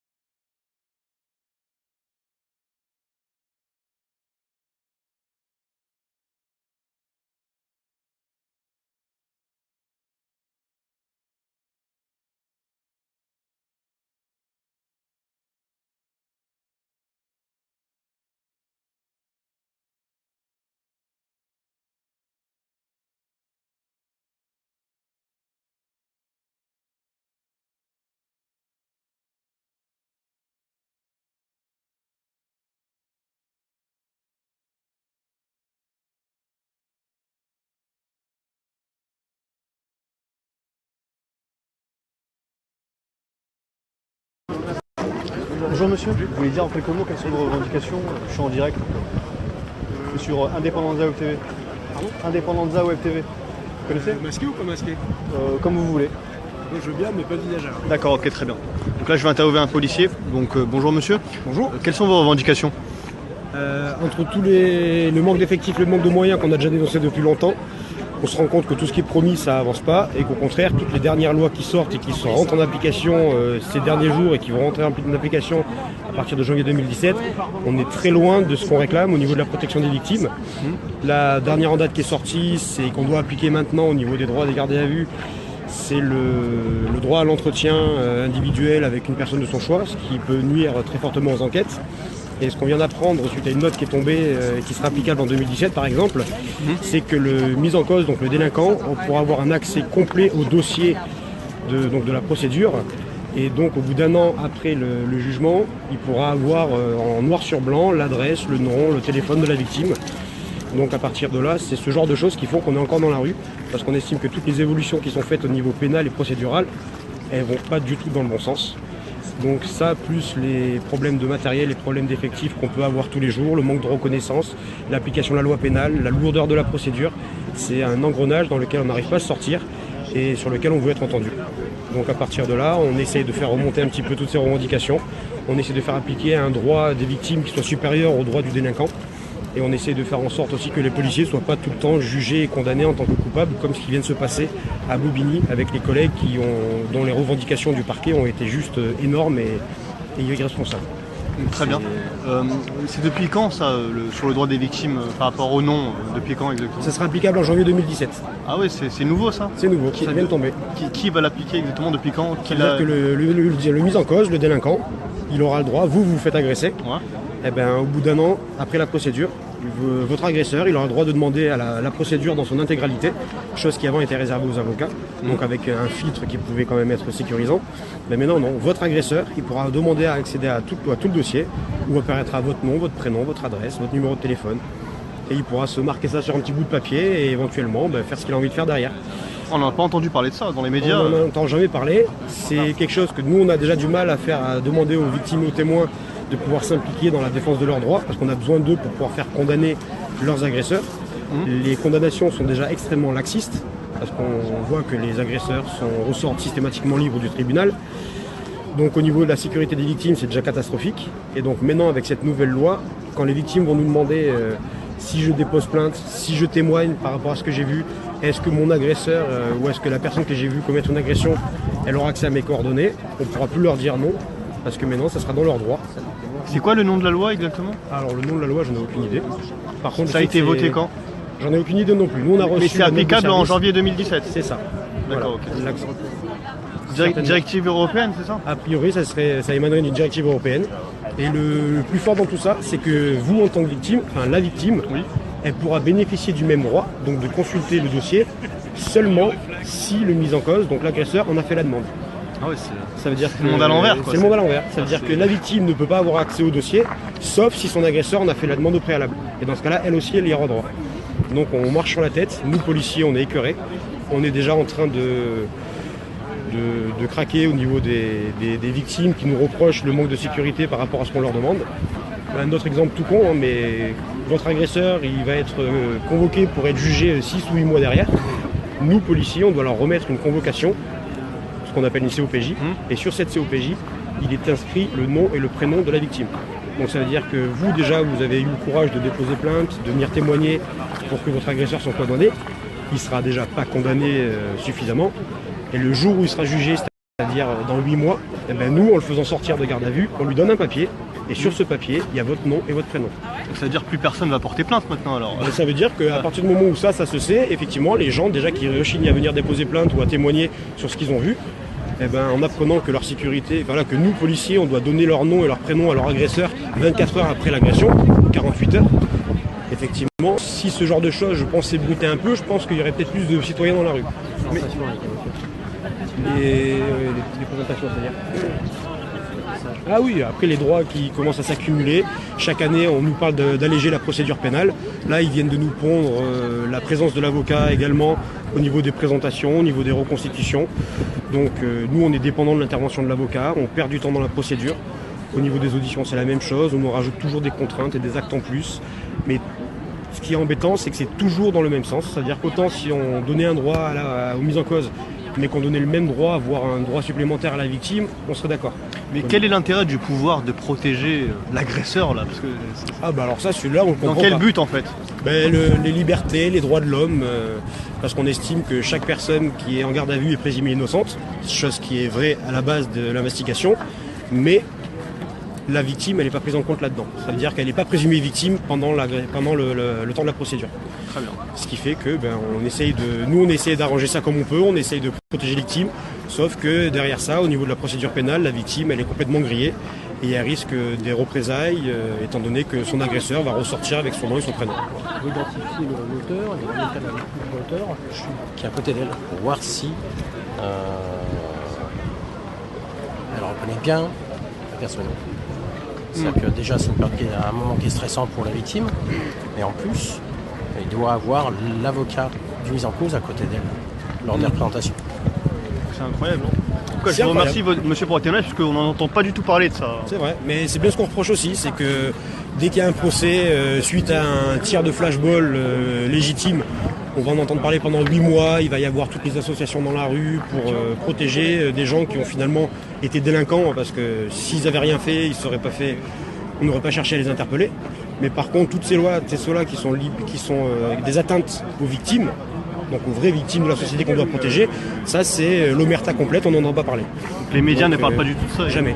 Même dans vos manifestations, c'est très peu relayé quand même. Ça l'est. Moi je sais que j'en ai parlé plusieurs fois à plusieurs médias qui nous ont posé la question. Sauf chose que c'est des extraits qui n'ont jamais été diffusés. Donc est-ce que c'est fait volontairement ou pas? Il y a un filtrage dans les médias officiels aussi.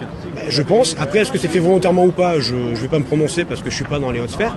Mais je sais que moi, pour l'avoir relayé à plusieurs médias qui m'ont posé ces mêmes questions, c'est jamais ressorti. Ils ont pris des extraits, genre qu'on leur parle du téléphone portable ou qu'on est obligé d'utiliser le nôtre. Ça, c'est ressorti. Donc c'est la petite revendication basique qui finalement ne touche pas grand monde.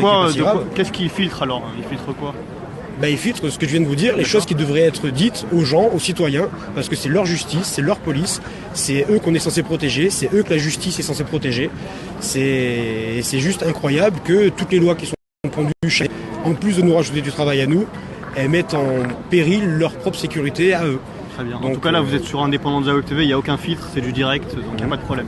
Si vous avez des relais et que vous pouvez relayer ce type d'informations pour que ça soit ébruité au niveau des citoyens et qu'ils puissent savoir à quel point leur sécurité elle est mise en jeu et pourquoi nous on est dehors, ça sera vous fait utile. En tout cas, vous avez entendu, partager ce direct au maximum. Et je vous remercie, monsieur, pour le témoignage. Merci à vous. Donc là, c'était le témoignage d'un policier, comme vous l'avez entendu, de l'exclusivité avec des informations. Vous n'avez pas à voir ça sur BFM TV. Donc n'hésitez pas à partager ce direct au maximum.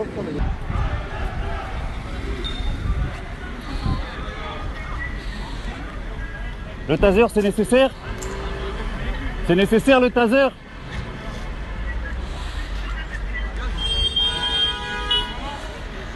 Le taser, c'était nécessaire? Monsieur, vous n'avez pas de brassard, on ne sait pas qui vous êtes. Vous êtes policier?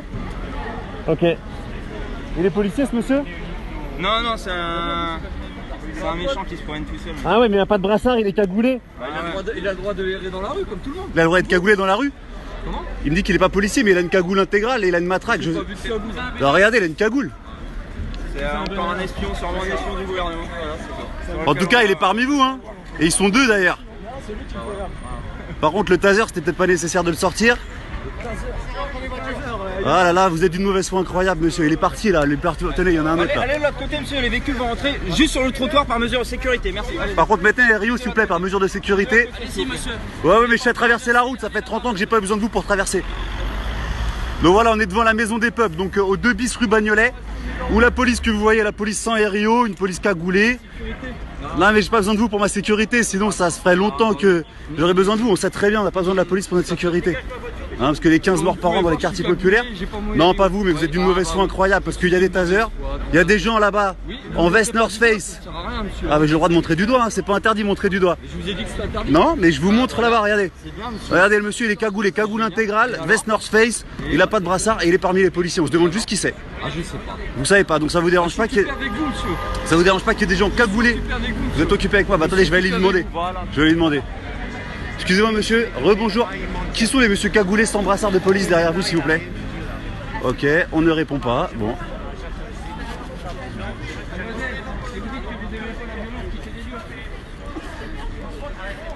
Allez vous mettre sur le côté plutôt.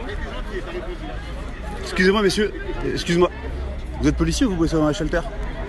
Pardon? Vous êtes policier ou vous travaillez dans un shelter? Dans un shelter, c'est quoi ça? Vous êtes policier? Non mais juste que là je comprends pas qui vous êtes en fait. Monsieur, oui. On va pas discuter pendant 20 ans, votre caméra ça sert à rien. On va pas discuter. Je demande juste qui est le monsieur cagoulé qui est derrière vous. Ici, on vous a dit que c'est pas possible. Ça fait 2 heures qu'on le dit. Ça sert à rien monsieur la caméra. Ça fait 2 fois que je le dis. C'est pas ça sert à rien mais c'est pas illégal en tout cas. Monsieur, en fait répondez juste à la question. Qui est le monsieur cagoulé, cagoule intégrale en civil derrière vous? Pourquoi faire? À quoi ça sert? Bah j'ai besoin de savoir qui. À quoi ça sert? Monsieur, touchez pas mon téléphone s'il vous plaît. Ne touchez pas mon téléphone s'il vous plaît. Vous n'avez pas le droit. Monsieur. Je demande qui est le monsieur qui a une cagoule intégrale et qui est derrière les rangs de la police. Je veux savoir si c'est la sécurité privée du Mama Shelter, je veux savoir si c'est un policier. Il y a juste une question. Donc voilà, nous sommes devant le Mama Shelter. Donc depuis hier soir, il y avait la Flèche d'Or qui est un lieu, une salle de concert qui est inoccupée depuis 2 ans, qui a été occupée, qui a été renommée la Maison des Peuples. Depuis tout à l'heure, on a eu l'annonce que la Maison des Peuples est évacuée. Donc regardez, voilà les gens qui sont dans les rangs de la police, veste North Face, cagoule intégrale. Donc là, la méthode, cette méthode, elle marche pas, monsieur. Hein. Ça marche pas. Ça marche pas parce que là, je filme ailleurs. Donc voilà. Par contre, mettez votre RIO, monsieur, s'il vous plaît. Mettez votre RIO. Ne me tutoyez pas, par contre, on n'a pas été à l'école ensemble. Non, je vous ai pas tutoyé. Je ne vous ai pas tutoyé, monsieur. Vous avez diffusé les images que vous voulez, allez-y. Bah là, c'est du direct, de toute façon, donc il y a... Eh ben, c'est très bien. Voilà. Donc voilà. Donc je demande juste pourquoi, en fait, il y a... C'est un masque. Pardon? C'est un masque, on l'embarque. Allez, hop. Allez, je suis journaliste, j'ai ma carte de presse.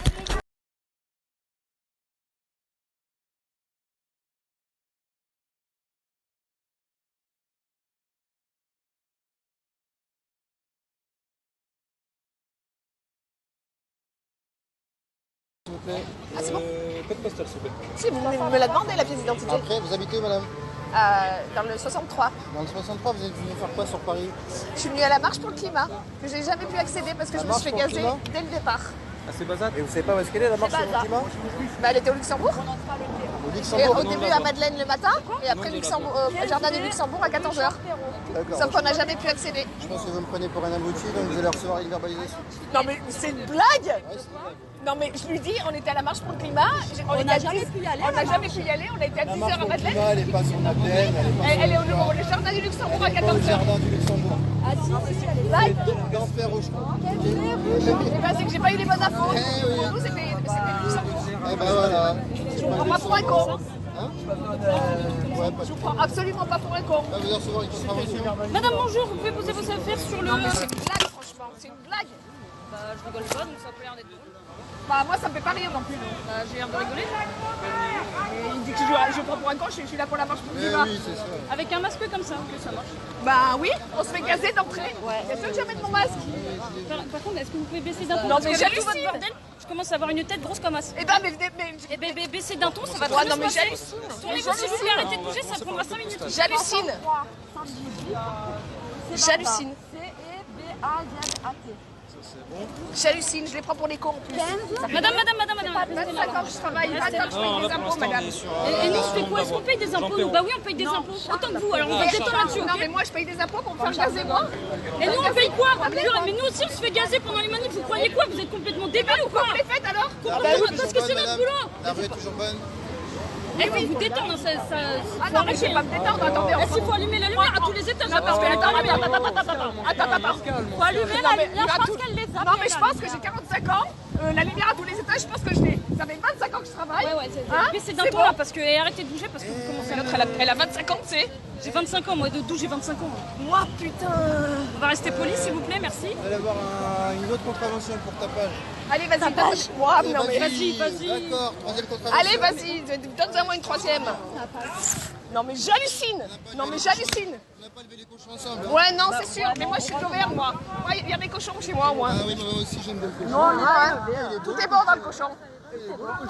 Non mais ils ont pas honte hein. Je suis là pour la marche pour le climat, j'ai pas pu assister à la marche pour le climat, il me dit je le prends pour un con.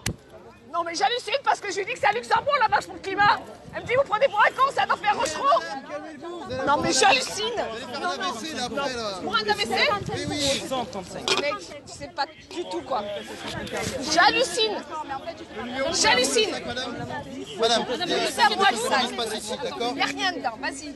Allez-y. Pardon.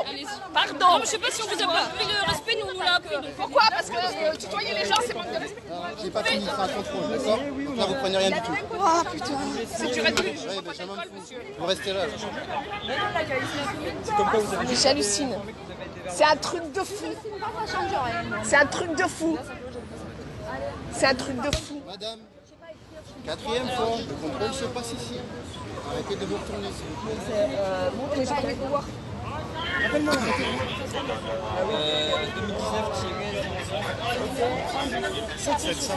Et là, vous en avez mis combien d'amende?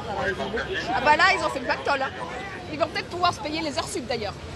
Ah non, c'est vrai, Castaner, il a dit qu'il ne les payait pas. Non, il ne les payera pas. Il ne les payera jamais d'ailleurs. J'hallucine. C'est une blague. Et on les reçoit combien de temps? 10-15 jours. 10-15 jours. Elle est contente. Elle est contente. Madame, Oui, sixième pardon, fois. excusez-moi. Oula, Sixième amende. Non, Putain, sixième 6. fois que je vous demande de rester là. 6 amendes. Oh là là, ben Macron il sera content. Je crois que c'est moi la championne aujourd'hui. Allez,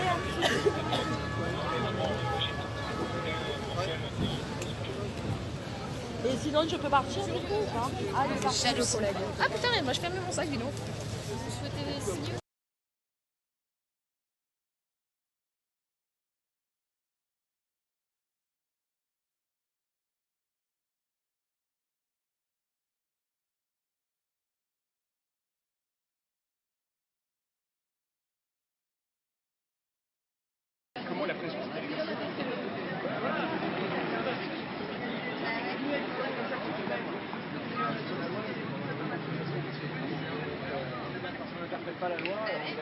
Bonjour monsieur, je voudrais savoir pourquoi est-ce que je suis ici.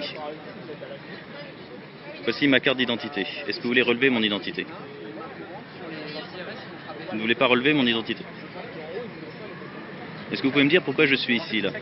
Vous nous retenez depuis une demi-heure ici entre 10 barrières, alors que nous étions simplement en train d'être les uns à côté des autres sur la place de l'Assemblée nationale, espacés par plusieurs mètres, ce qui ne constitue pas un attroupement, sans signe distinctif, sans crier de slogan, ce qui est parfaitement légal. Vous nous retenez ici de manière totalement illégale, sans aucune raison. Est-ce que vous pouvez me dire pourquoi, monsieur? Non? Vous ne voulez pas me dire pourquoi? Vous savez que c'est illégal ce que vous faites? Vous ne savez pas? Est-ce que je peux sortir, monsieur? Pardon? Votre collègue vient de me dire que je ne pouvais pas sortir, monsieur. Est-ce que vous pouvez me laisser sortir? Je voudrais juste aller au café qui se trouve juste ici où j'ai 2 amis. Est-ce que j'ai le droit d'aller au café, monsieur? Il vient de me dire non, monsieur. Pourquoi, monsieur? Pardon? Pardon? Non mais moi non plus je n'ai pas que ça à faire, monsieur. Vous nous retenez ici sans aucune raison et vous ne voulez pas me dire pourquoi. Monsieur.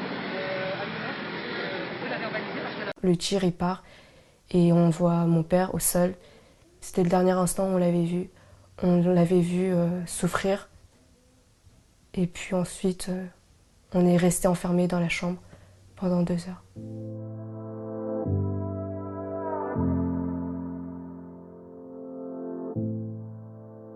Je suis la fille de M. Liu Xiaoyao qui a été tué le 26 mars 2017 par un policier. Ce soir-là, c'était un dimanche normal pour nous, mais ce soir-là, notre vie a été bouleversée. Alors le soir du 26 mars 2017, c'était vers 20h30. Alors j'étais à ce moment-là en train de réviser et puis il y avait des bruits qui tambourinaient à la porte. Ma première sœur, Nathalie Liu, elle était partie voir ce qui se passait. Elle a regardé par le Judas. Elle voyait 3 hommes qui étaient armés. Puis elle a appelé mon père pour venir voir ce qui se passait. Et donc à ce moment-là, mon père et ma sœur étaient devant la porte. Ils étaient terrifiés par le bruit. Et donc à ce moment-là, je sors de ma chambre. Je vais voir ce qui se passe. J'essaye de leur dire d'arrêter d'arrêter de forcer la porte et que ça ne servait à rien. Et c'est là que la porte elle s'ouvre et que le coup il part, le tir il part. Mon père il tombe au sol. On voit des larmes qui coulent de ses yeux et un dernier soupir. Et puis ensuite, il y a les policiers qui entrent. Et puis là, je demande à celui qui a tiré, je lui demande pourquoi est-ce qu'il a tiré, pourquoi est-ce qu'il a tiré. Parce qu'à ce moment-là, le coup il est parti instantanément et du coup j'ai pas compris. Et il m'a dit à ce moment-là, parce qu'il avait un couteau, parce qu'il avait un couteau.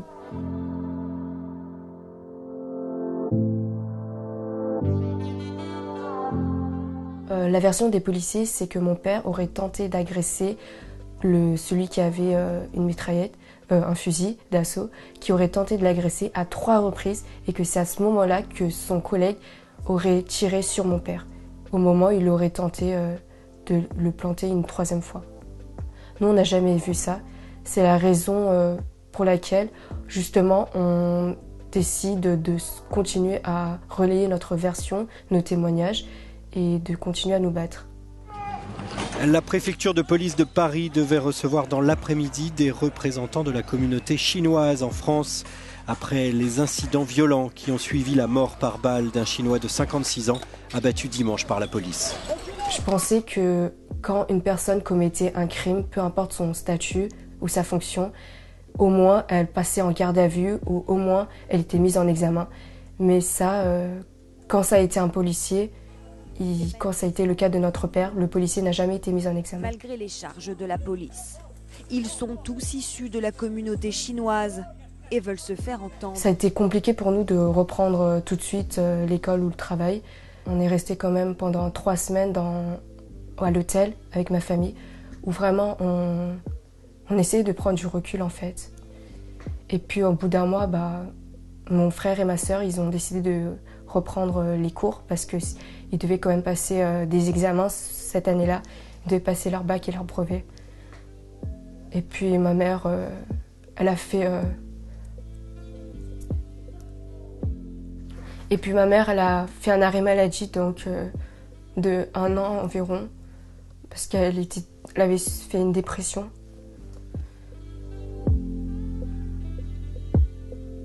Et puis moi, je me suis pas laissée abattre et puis maintenant, j'ai fini mes études et voilà, je suis diplômée. Et mon père, il voudrait pas que je finisse comme ça et donc d'en finir diplômée, je pense que mon père, il serait très fier de moi et moi aussi, je suis très fière de moi. Mon père, il s'est beaucoup sacrifié pour nous et pour notre famille pour justement qu'on puisse avoir une vie, la vie qu'on mène aujourd'hui. Et au final, on est très fiers de lui, on est très fiers de ce qu'il a fait, on est très fiers de son combat aussi.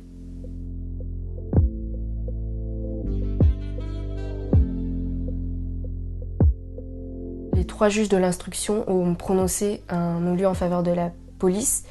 Un non-lieu, ça veut dire qu'il n'y aura pas de poursuite. L'enquête est terminée, elle estime que l'enquête est terminée, qu'il y a suffisamment d'éléments pour justement ne pas mettre en cause le policier. Ça veut dire qu'au final, depuis le début, la juge a estimé que le policier n'avait jamais commis de crime, ni n'avait jamais commis d'homicide involontaire ou volontaire.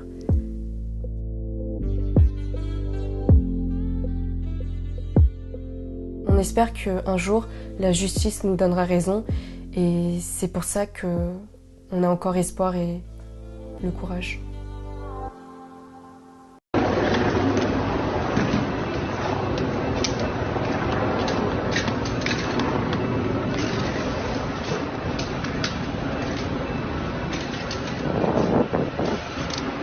Ça c'est certains articles qui ont été... Hé presse, putain! Mais vous êtes sérieux là, la presse? Putain, respecte la presse, bordel!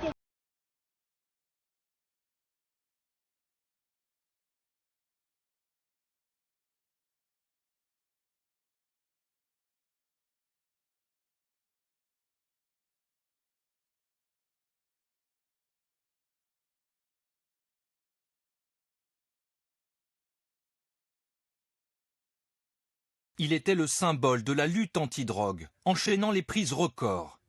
François Thierry, ancien patron de l'Octrice, l'Office des stupéfiants. Un policier charismatique aux méthodes atypiques, l'histoire de sa chute est digne du scénario d'un film noir. Octobre 2015. Les douaniers saisissent 7 tonnes de cannabis, une prise record à Paris. La drogue a été retrouvée dans une camionnette, boulevard Excellence, dans le très chic 16e arrondissement, devant le domicile de cet homme, Sofiane H., l'un des plus grands trafiquants du pays. Il est aussi l'un des principaux indicateurs de François Thierry. Le patron des stupes reconnaît que ses services ont laissé la drogue entrer librement en France pour infiltrer un réseau. La marchandise est partie de Tanger au Maroc. Elle a transité par l'Espagne. Une partie du chargement a été livrée à Vénissieux près de Lyon. Le reste a été déposé à Paris. François Thierry est aujourd'hui soupçonné de ne pas avoir suffisamment informé la justice de l'opération, ni du rôle joué par son indicateur, ce que conteste son avocat. Quand vous avez consacré des années de votre vie à mener la lutte contre les trafiquants de drogue, par des manières inédites de procéder, à des résultats exceptionnels, ce que personne n'a jamais contesté. François Thierry est un grand flic. Eh bien, vous avez un peu un sentiment d'écœurement quand brusquement on essaye de vous ravaler au rang de ceux que vous avez combattus pendant des années. Les méthodes de François Thierry, lui, les dénoncent. Hubert Avoine est un ancien indicateur de l'Office des stupes, un repenti qui a collaboré des années comme informateur des policiers et qui l'accuse aujourd'hui. Vous ne pouvez pas dire que vous luttez contre le trafic illicite des stupéfiants en vous associant aux plus grands trafiquants. Des livraisons de 20, 30, 40 tonnes mensuelles sur le territoire national, on ne lutte pas contre le trafic illicite de stupéfiants. On devient le premier importateur de stupéfiants. François Thierry a-t-il transgressé les règles de procédure au point d'être considéré comme complice d'un trafic? C'est ce que la justice doit déterminer. À ce stade, aucun enrichissement personnel n'est établi.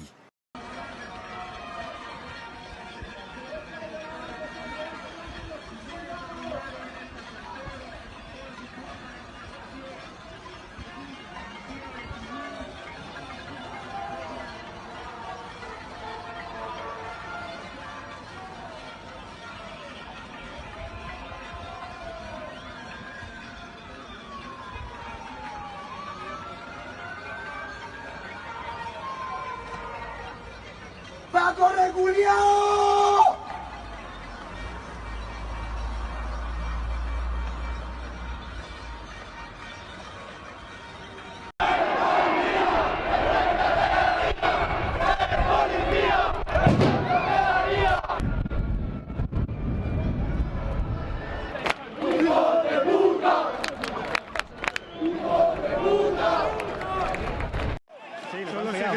Polémique en Espagne au lendemain de violents affrontements survenus autour du Parlement à Madrid. Plus de 60 personnes ont été blessées, dont 27 policiers.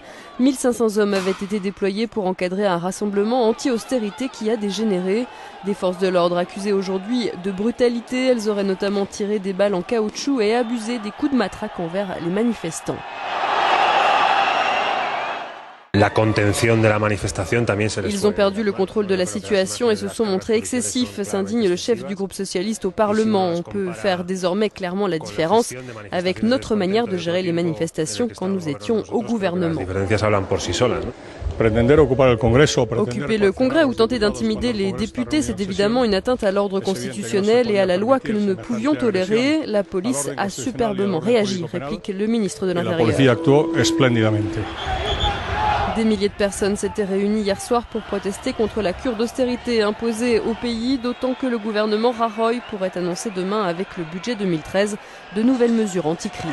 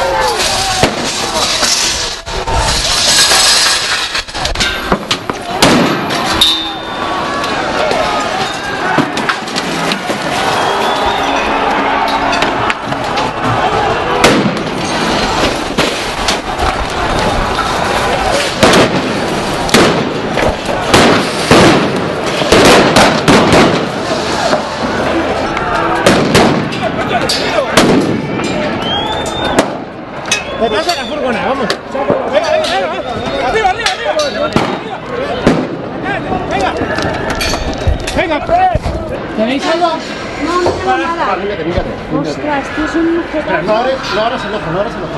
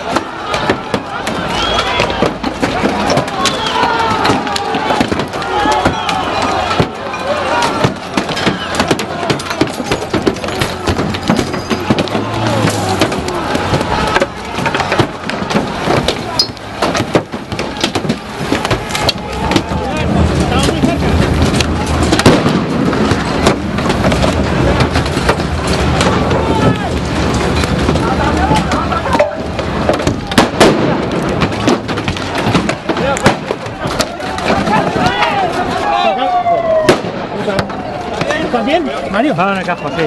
Vale, vale, vale. ¡Madre! ¡Paulo! ¡Vamos aquí! Venga.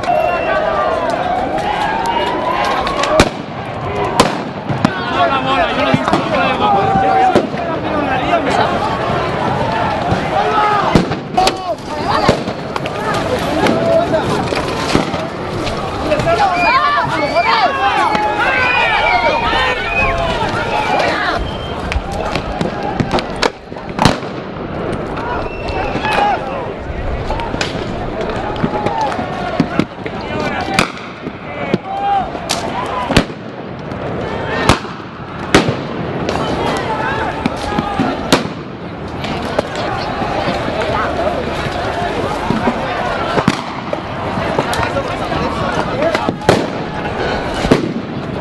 Cuidado, cuidado.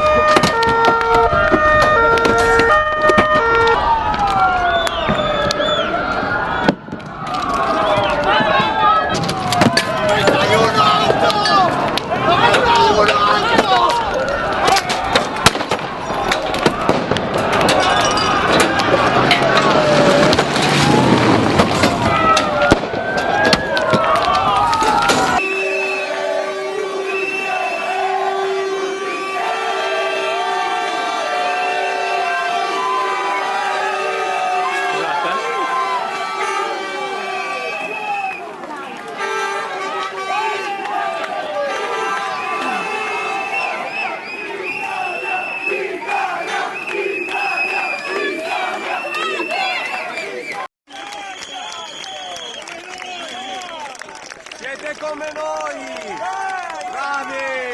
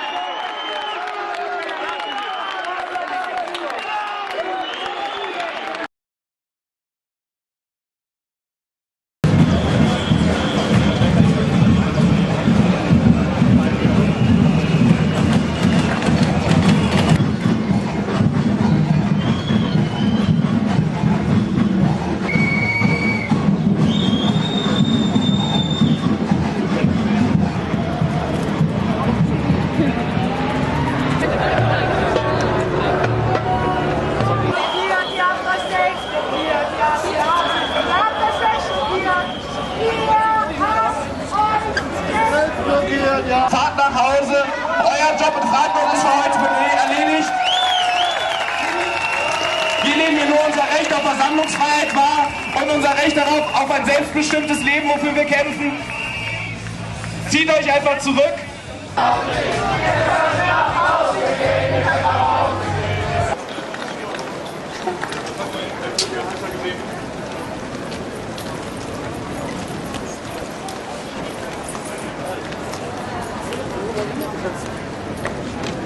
Oh.